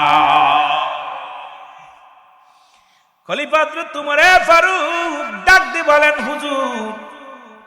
এবার যুবক বলে, হুজুর 2 নম্বর অপরাধ, আমার আব্বা মা আমার একটা ভালো নাম দেয় নাই। নাম দিছে লালটু, বল্টু, জবেদ, কবেদ, মানে নামের কোন স্টেশন নেই, নাম থুলি পারলেই হলো। হুজুর আমার ছেলের নাম রাখতো কাজীবা। কথা বুঝেন? কি রাখছে? কথা কয় না, তুকাজীবা। কত বড় বিয়াদব, ওরে অস্বীকার করতে হইব। কথা বুঝেন? নাম পাইলেই কন্তে লালটু, বল্টু, মল্টু, আগরবাগর তুইছে, এর জন্য নামে, এর জন্য বলে, হুজুর 1 না 2 নাম্বার অপরাধ, আমার আব্বা মা আমার একটা সুন্দর নাম দেয় নাই, এই জন্য অপরাধ আমার আব্বা। রাসূল বলেছে, তোমাদের সন্তান যখন দুনিয়ার মধ্যে আসবে, আগমন করবে, 10 মাস 10 দিন পরে যখন আসবে, যখন দুনিয়ার মধ্যে আলো বাতাস দেখবে আর দুনিয়ার মধ্যে আগমন করবে, সর্বপ্রথম তোমার সন্তানের কানে আজান দাও। এরপরে তার গায়ের ময়লাগুলো, 1 নম্বরে তার গায়ের ময়লাগুলো যদি গোসল করানোর মতো হয় গোসল করাও, না যদি পারো গায়ের ময়লাগুলো মুছাইয়া দাও, মুছাইয়া দিয়া এবার তার সুন্দরভাবে তার একটা কানে আজান দাও। আজান দিয়া মুসলমান শুনে নাও, শুনে নাও। এরপরে কি করো, যখন 7 দিন অতিবাহিত হয়ে যাবে, ওই সন্তানের নাম রাখতে হবে সুন্নাতে রাসূল। এখন দেখা যায় আমার দেশের ও মুসলমান অধিকাংশ যুবকেরা নাম রেখে যায় বিয়ের আগে, চিন্তা করে বিয়ে করবে, একটা ছেলে হলে নাম রাখবো, কি নাম রাখবো? শাহরুখ খান। কি রাখবো? যদি মেয়ে হয় নাম রাখবো কারিনা। ঠিক কিনা? ঠিক কিনা? বাসর রাত্রে মুসলমান নফল নামাজ নাই, দোয়া নাই। বাসর রাত্রে শুরু হয়ে গেছে, স্ত্রী বলে, স্বামী যদি আমাদের একটা ছেলে হয় নাম রাখবো শাহরুখ খান, মেয়ের নাম রাখবো কারিনা। যদি মেয়ে হয়, ছেলে কয় না আমার মেয়ে হবে, বিবি কয় দুজন নাম রাখারাখি কমপ্লিট। আমার রাসূল বলছে 7 দিনের 1 দিন আগেও নাম রাখা দূরত্ব নয়। সন্তান যখন দুনিয়ার মধ্যে আগমন করবে, এই সন্তানকে 7 দিন পরে, মেয়ে হলে 1টা পশু কুরবানি করো, ছেলে হলে 2টা পশু কুরবানি করে সুন্দর দিন দেখে সুন্দর মুসলমান নাকি করো, হাতের নখগুলো কাটো, মাথার চুলগুলো কাটো, সুন্দর একটা নাম দাও। এটা হলো সুন্নাত রাসূল। এখন আমার দেশের মুসলমান অধিকাংশ ছেলে মেয়ে জন্ম নেই, আমার দেশে অধিকাংশ ডাক্তার হলো অমুসলিম। অনেক সময় ডাক্তার ভাইয়েরা যখন অপারেশন থিয়েটারে নিয়ে যায়, না পায় কানে আজান, ডিস্কো গান শুনে আর অপারেশন করে, ওই সন্তানের কানে আজান যায় না, ওই সন্তানের নাম গর্ভে থেকে হয়ে গেছে। এই সন্তান কোনোদিন আদর্শবান সন্তান হতে পারে না। যদিও আলেম হয় ও জালেম হয়, ঠিক কিনা? যদিও আলেম হয় ও নামাজের প্রতি গুরুত্ব নাই, যদিও আলেম হয় সুদের মধ্যে জড়িত হয়ে যায়, যদিও আলেম হয় বেপরদা নারীর সঙ্গে চলাফেরা হয়, যদিও আলেম হয় দাড়ি টুপি জুব্বা লাগাইয়া ইসলামের বিধানটাকে নষ্ট করতে চায়। কারণ এই সমস্ত মানুষগুলো কিছু দোয়ার কারণে যদিও আলেম হয়, এদের চরিত্র হলো জালেমের মতো। এই জন্য আল্লাহ কমিনান নাস, মানুষের মধ্যে মায়া করো, তারা বলবে আমান্না, তারা ঈমান আনছে বিল্লাহি, আল্লাহর প্রতি, অবিল মিলা কিরাতের প্রতি বিশ্বাস স্থাপন করছে। ওমা হুম বিমুমিনিন, জোরে জোরে চিল্লায়া বলা যাবে না মারহাবা। বেঈমান মুনাফিক অমানুষ তো কুরআন বলছে মানুষের মধ্যে আছে। নাস শব্দের অর্থ হলো মানুষ, ঠিক কি না? যারা বলেন কি মানুষ, আমিনান নাস, মানুষের মধ্যে আছে। আল্লাহ বলে হাবিব ওই মানুষগুলোর মধ্যে আছে বেঈমান। সব আস্তে আস্তে ধরা যাবে। কোরআন আস্তে আস্তে আমরা যাই, কষ্ট হলে ছেড়ে দিব। কষ্ট হচ্ছে, বেশি কষ্ট দিব না আপনাদেরকে। আমার ভাইরা, আমার বন্ধুরা, আমার যে কথাগুলো বলি দিলেন কান্ডা লাগাও সড়ক। বলে হুজুর 3 নাম্বার অপরাধ, আমার পিতা মাতা আমার ইসলামের কোনো জ্ঞান দেই নাই রে। এমন একটা বিধান, এমন একটা গ্রন্থ যার একটা হরফ পড়লে 10টা নেকি। আলিফ বা আলিফ পড়ছেন 10 নেকি, বা পড়ছেন 10 20 নেকি, তা পড়ছেন 30 নেকি।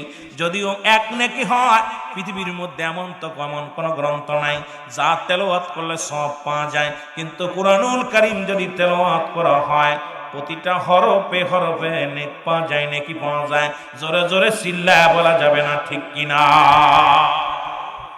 পৃথিবীর মধ্যে কত গ্রন্থ আসলো, কত বই আসলো, কত কবিতা আসলো, কত গান আসলো। আমার আগের বক্তা কয়েকটা গান গাইছে।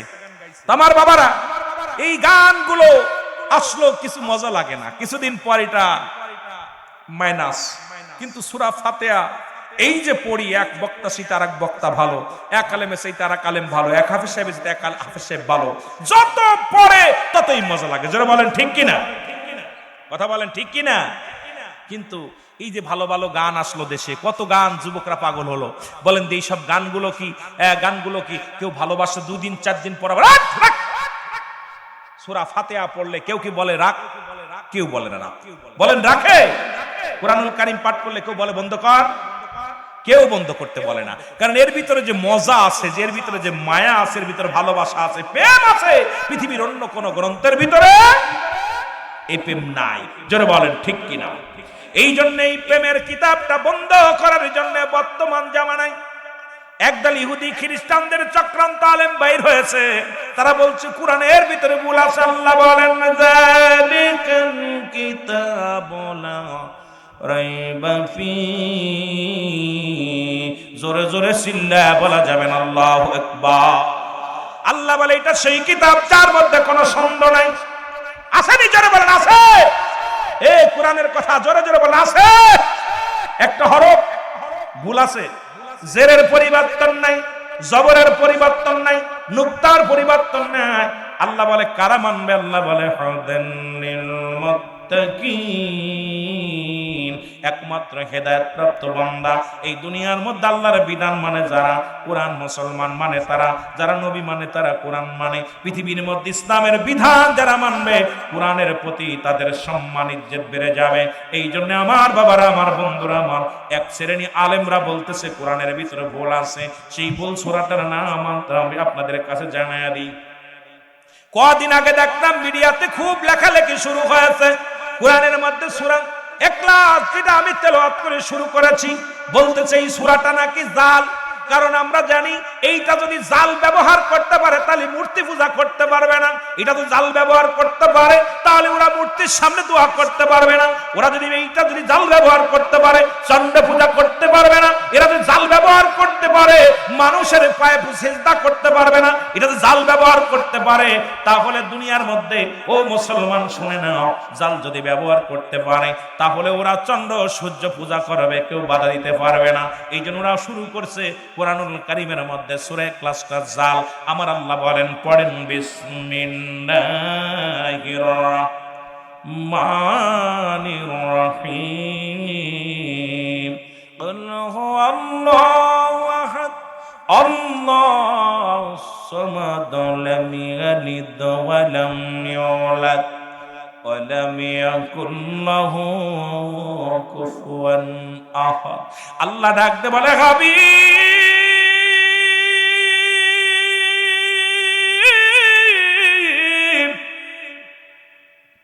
হাবিবরে আপনি জানেন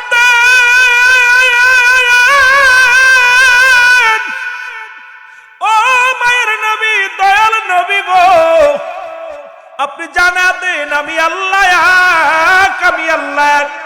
আল্লাহ কয়জন? জোরে বলেন কয়জন? আরে জোরে বলেন কয়জন?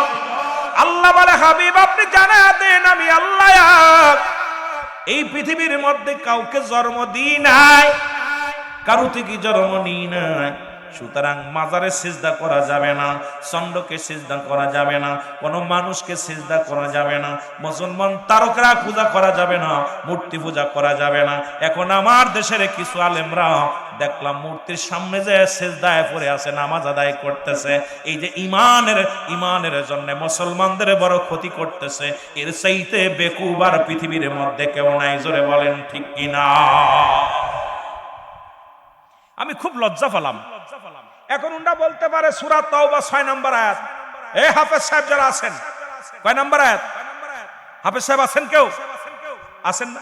সূরা তাওবা 6 নম্বর আয়াত। আল্লাহ বলে হাবিব, এই দেখেন রং হইলে আমার জিহ্বা কেটে নেবেন, ভয়ের কোনো কারণ নাই। আল্লাহ বলেন হাবিব আপনার কদমের মধ্যে, আমার নবীজি বলতেছেন, আল্লাহ বলতেছেন আল্লাহ হাবিব, আল্লাহ বলতেছে কি বলে, কারে ডাক দা? আল্লাহর নবীরে বলতেছে।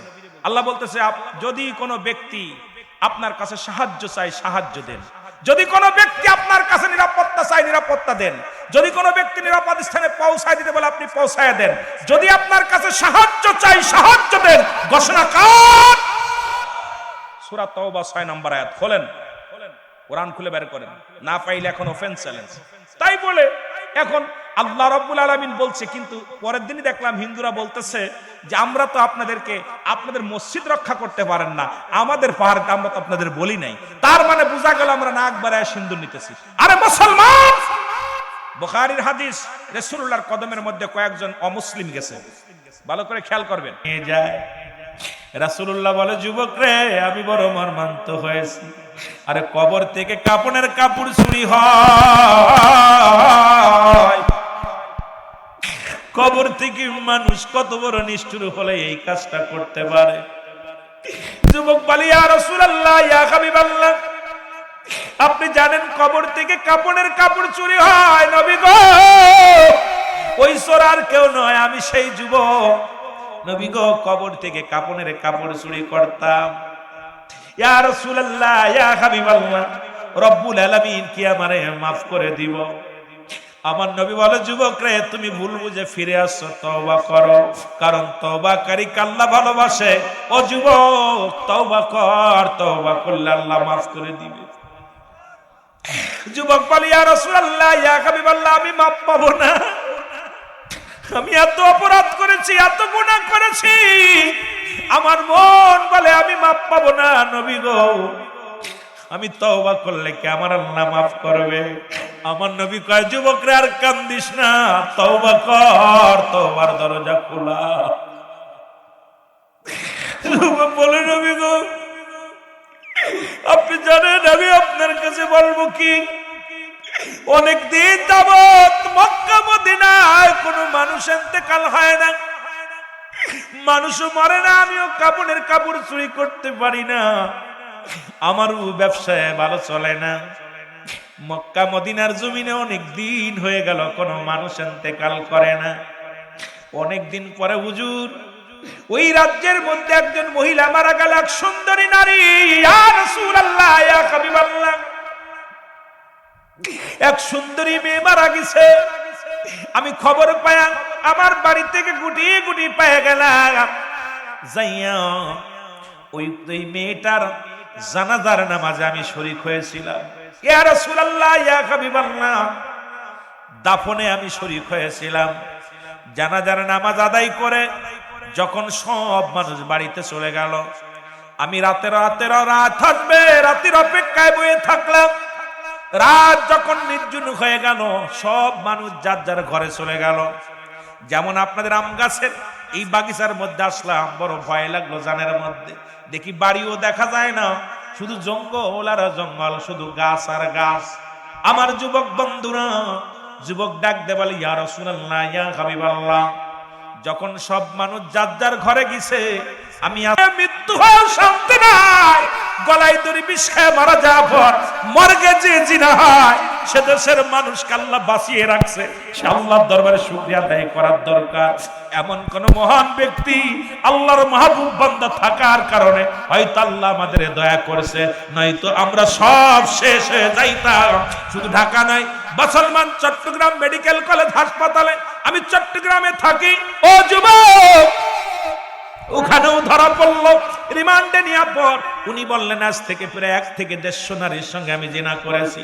কারণ অল্প বয়সী মেয়েরা যখন এই মর্গে আসে, আমার কাটার আগে তাদের সঙ্গে নিশা করে মদ পান করে যখন লাশ কাটতে যায়, আগে তার সঙ্গে ও মুসলমান দৈহিক মিলন করে নি।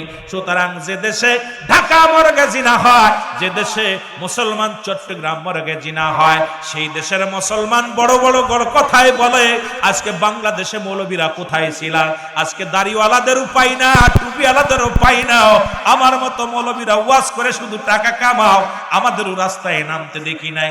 বড্ড কষ্ট হয়, হৃদয়ে রক্তক্ষরণ হয়। যেখানে মুসলিম রাষ্ট্র, যে বাংলার জমিনে যেখানে জানি জিনাবা বিচার হয়, প্রতিবাদ করার মানুষ দেখি নাই, শুধু চেয়ারের জন্য ফালাফালি দেখি। এই ফালাফালি বন্ধ করো, আগে ইসলামের বিধান মানো, নিজে ইসলামের বিধান মেনে জীবন যাপন করো, অন্যকে সহযোগিতা করো। ক্ষমতা একদিন আসবে, তখন আল্লাহ যেদিন বসায় দিবে এমনিই বসতে পারবে। আরে মুসলমান, কোন মুসলমান মুসলমান ক্ষমতা কেন্দ্রিক হতে পারে না। আদর্শ কেন্দ্রিক যদি ব্যক্তি হয়, মানুষ তার দিকে ঝুঁকে যাবে, মানুষগুলো পাগল হয়ে যাবে তার জন্য। জোরে জোরে চিল্লায়া বলা যাবে না, ঠিক কিনা? বড় কষ্ট। অনেকেই কইতে পারে হুজুর আমাদের বিরোধিতা না, নবী বলছে বাল্লুহা কিলাব, দুনিয়াটা হলো পচা দুর্গন্ধ মরি, মানুষের চরিত্র হলো কুকুরের চরিত্র। কুকুর যেমন মরি পাইলে খুশি হয়, শেষ জামানার মানুষ শুধু সম্পদ পাইলে খুশি হয়। খালি যেভাবে আসুক, হারাম উপার্জন, জানি এটা হারাম, তারপর ওইটার ভিতর আরাম মনে করি। বাবা, এই জন্য আমি কয়েকটা ওয়াজ দেখছেন, আমি বলছি যে কার জন্য সুদ খাও, কার জন্য ঘুষ খাও? এই দুনিয়ার সম্পদ খাবে লোকে, মানুষের দেহ খাবে পোকে। জোরে বলেন ঠিক কিনা? কিসের জন্য? এই যে মাটির ঘর যেখানে লেখাপড়া করায় শিক্ষক মহোদয়, ছাত্র ভাইয়েরা বসে, ছাত্রী ভাইয়েরা বোনেরা বসে, সেই ঘর একটা আমার আপনার জন্য অন্ধকার নেমে আসতেছে। এই ভয় অন্তরের ভিতরে নাই, বড্ড কষ্ট হয়। জোরে বলেন ঠিক কিনা? একটু মহব্বতের সঙ্গে দুরূদ শরীফ পড়েন, আল্লাহুম্মা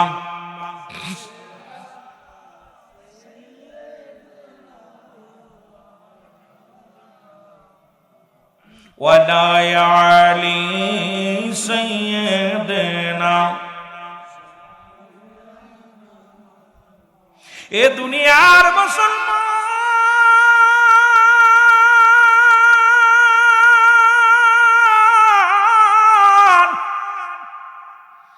যুবক বলে, ইয়া রাসূলুল্লাহ, ইয়া হাবিবাল্লাহ, নবী গো, ও মায়ের নবী,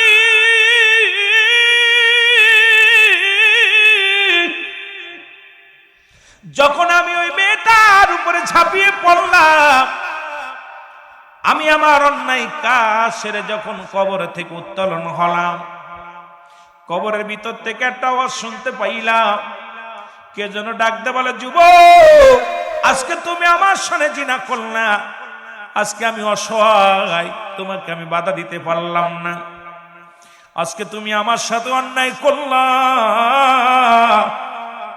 মনে রেখো তোমারও একদিন এই কবরে আসা লাগবে। আমি আল্লাহর আদালতে মামলা দিলাম, আমি আল্লাহর আদালতে মামলা দিলাম। ও যুবক, যেদিন তুমি কবরে আসবে, আবার আল্লাহ যেন তোমারে মাফ না করে। আমি তোমাকে বাধা দিতে পারলাম না, তুমি আমারে সর্বনাশ করলা রে যুবক। মনে রেখো, মনে রেখো, রব্বি কারীমের দরবারে একদিন আসতে হবে রে যুবক। ইয়া রাসূলুল্লাহ, আমি বাড়ি আসলাম, বাড়ি এসে গোসল করে খানা খাইলাম। রাত্রে যখন ঘুমাইতে গেছি, ওই আওয়াজটা বারবার ওই গবের মধ্যে দেখতে পাই, ডাকতে বলে, যুবক, ও যুবক, তোমারও মরা লাগবে। আল্লাহর আদালতে আমি নালিশ দিলাম রে, রব্বি কারীমের দরবারে আমি বিচার দিলাম, রব্বি কারীম তোমারে ছাড়বে না, আল্লাহ রাব্বুল আলামিন তোমারে ছাড়বে না। ইয়া রাসূলুল্লাহ, সেদিন থেকে আমি ঘুমাইতে পারি না, খাইতে পারি না, সেদিন থেকে আমি আর শান্তিতে নাই। তারপরে একটা রাত আমি ঘুমাইতে পারি নাই। ইয়া রাসূলুল্লাহ, ইয়া হাবিবাল্লাহ, আমার আল্লাহ কি আমারে মাফ করবো? আমি গুনাহ করে ফেলেছি, আমারে কি মাফ করবো? যুবক কান্দের বলে, নবী গো, কখন যেন মালাকুল মউত চলে আসে, কখন যেন ধরা পড়ে যায়, কখন যেন আল্লাহর আদালতে ধরা পড়ে যায়। এই গুনাহ নিয়ে যদি কবরে যায়, আমার সঙ্গে দুর্ব্যবহার করবে কবরের ফেরেশতা। ইয়া রাসূলুল্লাহ, ইয়া হাবিবাল্লাহ, নবী গো, আপনি আমারে তওবা করে দেন, আল্লাহ যেন আমারে মাফ করে দেয়, আল্লাহ রাব্বুল আলামিন যেন আমারে মাফ করে দেয়। আমার নবী কয়, যুবক রে, দূর হয়ে যা, আমার সামনে থেকে দূর হয়ে যা, কারণ তুমি জিনাকারী, সবচেয়ে বড় নিকৃষ্ট মানুষ। তুমি কবরে মানুষের সঙ্গে, মরণ মানুষের, মৃত্যু মানুষের সঙ্গে অপকর্ম করেছো, দূর হয়ে যাও, আমার কদমের মধ্যে তোমার জায়গা নাই। বলে, ইয়া রাসূলুল্লাহ, ইয়া হাবিবাল্লাহ, আপনার কদম থেকে যদি বিতাড়িত করে দেন নবী গো, কোথায় যাব, কোথায় যায় ক্ষমা পাইব? পৃথিবীর তো কোথাও ক্ষমা চাওয়ার জায়গা নাই। আমার নবী বলে, দূর হয়ে যা যুবক, আমি তোমার মুখ দেখতে চাই না, তুমি দূর হয়ে যাও। যুবক কাঁদতে কাঁদতে রওনা হয়ে গেল। জঙ্গলে যা 40টা দিন অনাহারে, একটু পানি খায় না, গাছের লতা পাতা খায় আর কাঁদে আর ডাকতে বলে, রব্বে কারীম। আদম আলাইহিস সালাম ভুল করার কারণে আদম নবীকে দেখেছে, রব্বানা যালামনা আনফুসানা ওয়া লাম তাগফির লানা ওয়া তারহামনা লানাকুনান্না মিনাল খাসিরিন। শিয়া মুসলমান ইউনূস আলাইহিস সালামকে দেখে শুনেছি, বলেন লা ইলাহা ইল্লা আনতা সুবহানাকা ইন্নী কুনতু মিনাজ জালিমিন।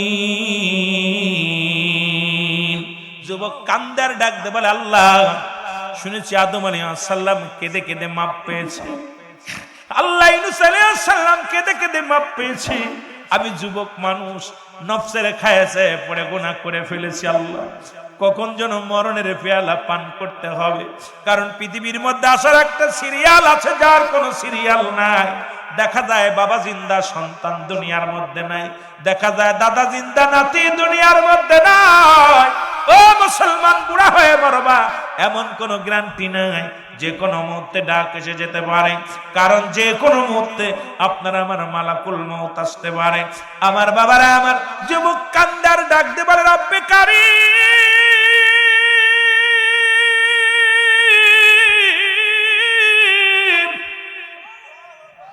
তুমি আমারে ক্ষমা করে দাও, আল্লাহ তুমি আমারে মাফ করে দাও। কাঁদতে কাঁদতে যুবক বড় ক্লান্ত হয়ে গেলেন।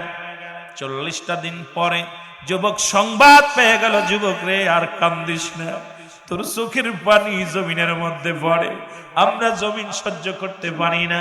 যুবক রে, রব্বি কারীম তোরে মাফ করে দিছে, যা যা, রহমতের নবী রাহমাতাল লিল আলামিনের কদমের মধ্যে যা। যুবক রওনা হয়ে চলে আসলেন রাসূলুল্লাহর কদমের মধ্যে। নবীজি দেখে বলে, যুবক তুমি আবার কেন আসছো? বলি, ইয়া রাসূলুল্লাহ, ইয়া হাবিবাল্লাহ, আমি আর কত কাঁদবো, আর কত চোখের পানি ফেলবো? রব্বে কারীম আমারে ক্ষমা করে দিছে, ইয়া রাসূলুল্লাহ আপনি আমাকে তওবা করায়া দেন। আমার নবীজির কাছে জিবরিল আমিন এসে বলে, ইয়া রাসূলুল্লাহ, ইয়া হাবিবাল্লাহ, যুবকের কান্না, যুবকের চোখের পানি রব্বে কারীম সইতে পারে নাই, আবেগে নফসের খায়েছে পড়ে গুনাহ করে ফেলেছে। এখন আল্লাহর দরবারে এত কান্না কেঁদেছে, রব্বি কারীম তারে ক্ষমা করে দিছে। নবী গো, আপনি তারে তওবা করায়া দেন, আমার রব্বি কারীম তারে মাফ করে দিছে। আমার যুবক ভাইরা, যুবক বয়সে একবার আল্লাহ বলা বুড়ো বয়সে 1000 বার বলা সমান হবে না।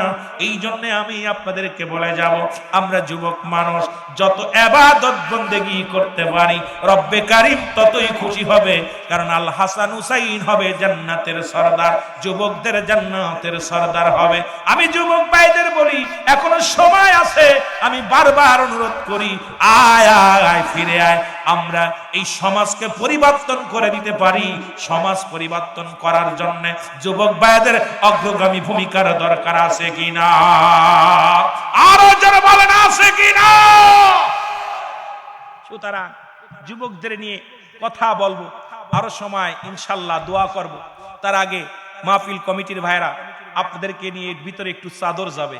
এই কমিটি মাহফিল করতে যা একটা দয়া করে কেউ উঠবেন, আল্লাহর রাস্তায় দেবেন আর না দেবেন দয়া করে কেউ উঠাউঠি করবেন না। যেভাবে বসে আছেন আপনাদের ভালোবাসা দেখে অনেক আনন্দ লাগছে, অনেক আনন্দ লাগছে। দয়া করে করবেন না।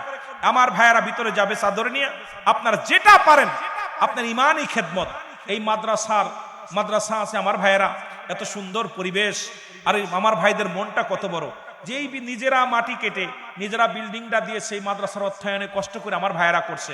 আপনারা দয়া করে কেউ খালি হাতে ফিরাবেন না। 100 টাকা, 500 টাকা, 1000, 2000 যে যা পারেন ইমানই খেদমতটা আমার ভাইদের হাতে দিবেন। এই মাহফিলের ব্যয়বহুল খরচ আছে আপনাদের জন্য।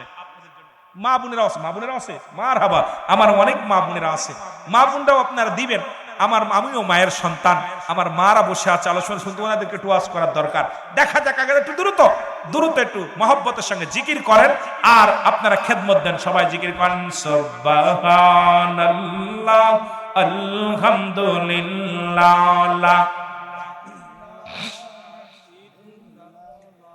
আমি আপনাদের অনুরোধ করছি কেউ উঠবেন না, দয়া করে উঠবেন না, দিয়া পরে তারপর ওঠেন।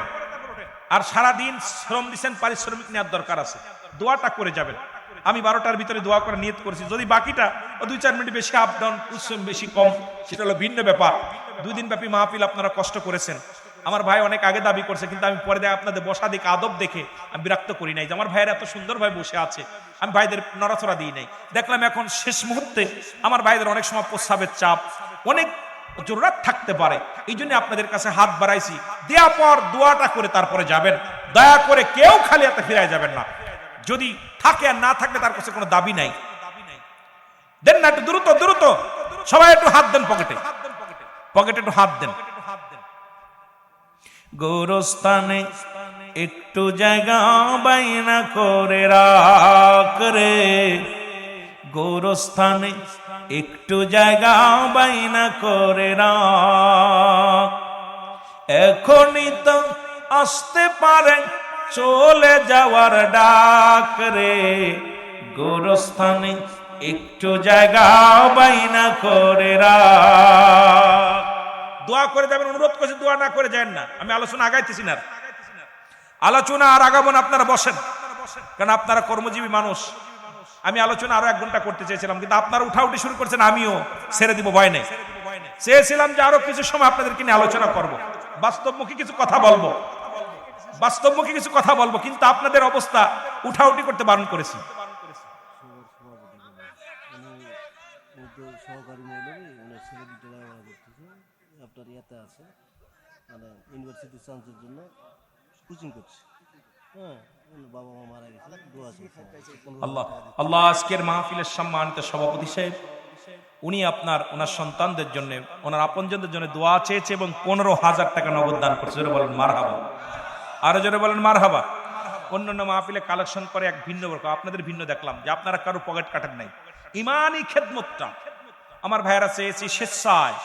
অনেক জায়গায় দেখা জোর করে, ও সভাপতি কত দিবা, এই মোল্লা কত দিবা, এই চেয়ারম্যান কত দিবা। আমি আপনাদের মনটা দেখছি, আপনাদের মন অনেক বড়, অনেক বড়। আল্লাহ রাব্বুল আলামিন যেন আপনাদের উপর রহমত দান করে। জোরে বলেন আমিন, আরো জোরে বলেন আমিন। আমার ভাইয়েরা 5 ওয়াক্ত নামাজ সালাত আদায় করবেন, 5 ওয়াক্ত নামাজ আদায় করবেন। সবাই রাজি আছেন তো? আরো জন রাজি আছেন? 1 ওয়াক্ত নামাজ কাজা দিলে 80 খুতবা পরিমাণ জাহান্নাম। 1 খুতবা পরিমাণ হলো 2,88,00,000 বছর। নামাজ কাফের এবং মুসলমানদের মধ্যে পার্থক্য হলো নামাজ। কাফেররা নামাজ ছাড়ে, মুসলমানরা নামাজ ধরে।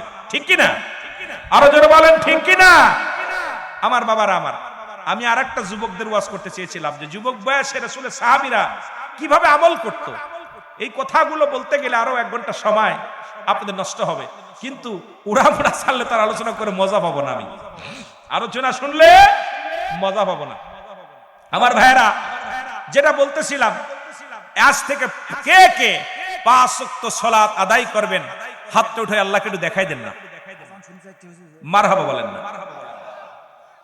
আল্লাহু আকবার, আল্লাহু আকবার, আল্লাহু আকবার, আল্লাহু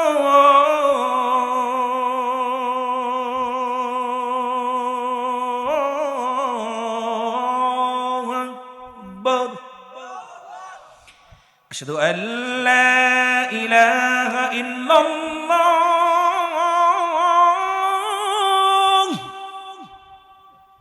আশহাদু আল্লা ইলাহা ইল্লাল্লাহ, আশহাদু আন্না মুহাম্মাদার রাসূলুল্লাহ,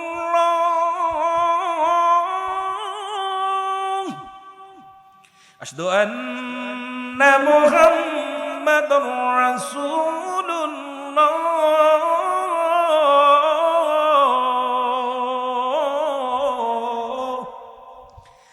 হাইয়া আলাস সালাহ,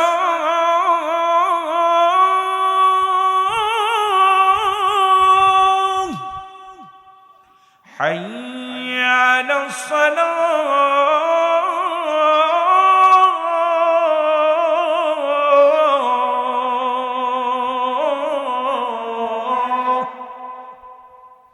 আল্লাহ।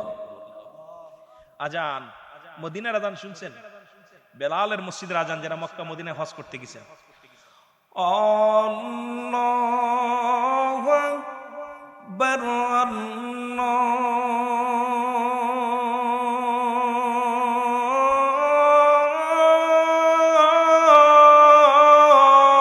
আল্লাহু আকবার। অমুসলিমেরা দাঁড়িয়ে যা আজান শুনলে।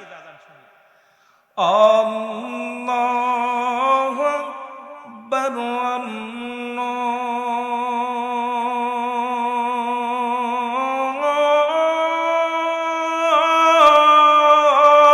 আল্লাহু আকবার। আশহাদু আল্লা ইলাহা ইল্লাল্লাহ,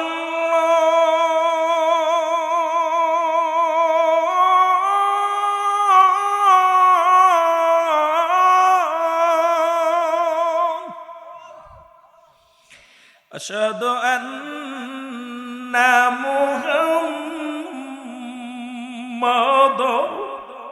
রাসূলুল্লাহ।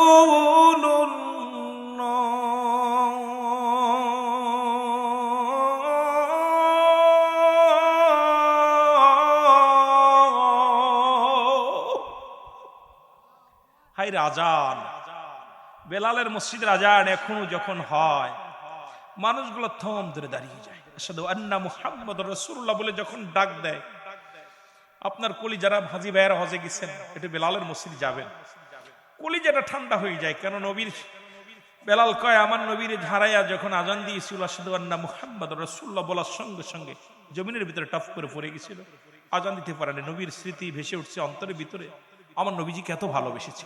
জোরে বলেন মারহাবা, আরো জোরে বলেন মারহাবা। আর আমাদের দেশে ডিজিটাল ডিজিটাল আজান। আল্লাহু আকবার, আল্লাহু আকবার, আল্লাহু আকবার, আল্লাহু আকবার। আশহাদু আল্লা ইলাহা ইল্লাল্লাহ, আশহাদু আল্লা ইলাহা ইল্লাল্লাহ। এখান থেকে একা কাজান ঠিক কিনা? আল্লাহু আকবার, আল্লাহু আকবার।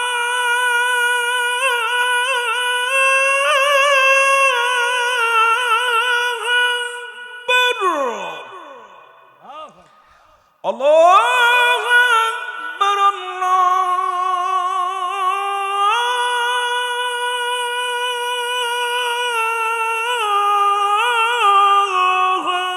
আকবার। আশহাদু আন লা ইলাহা ইল্লাল্লাহ, আশহাদু আন লা ইলাহা ইল্লাল্লাহ,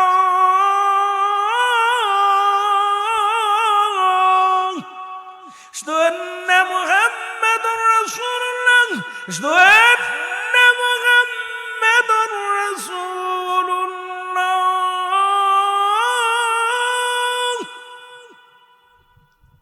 এ তো আজান, কত সুন্দর সুন্দর আজান। আপনারা একটু দয়া করে রেডিওতে শুনবেন, মোবাইলে শুনে আজান ওয়াজ করা পর আজান দিতে গেলে জান বাঁচে না, কথা বুঝেননি? কারণ সবার কাছে দোয়া চাই, সবার কাছে দোয়া চাই। আপনারা দোয়ায় শরীক হবেন। ছেড়ে দিব,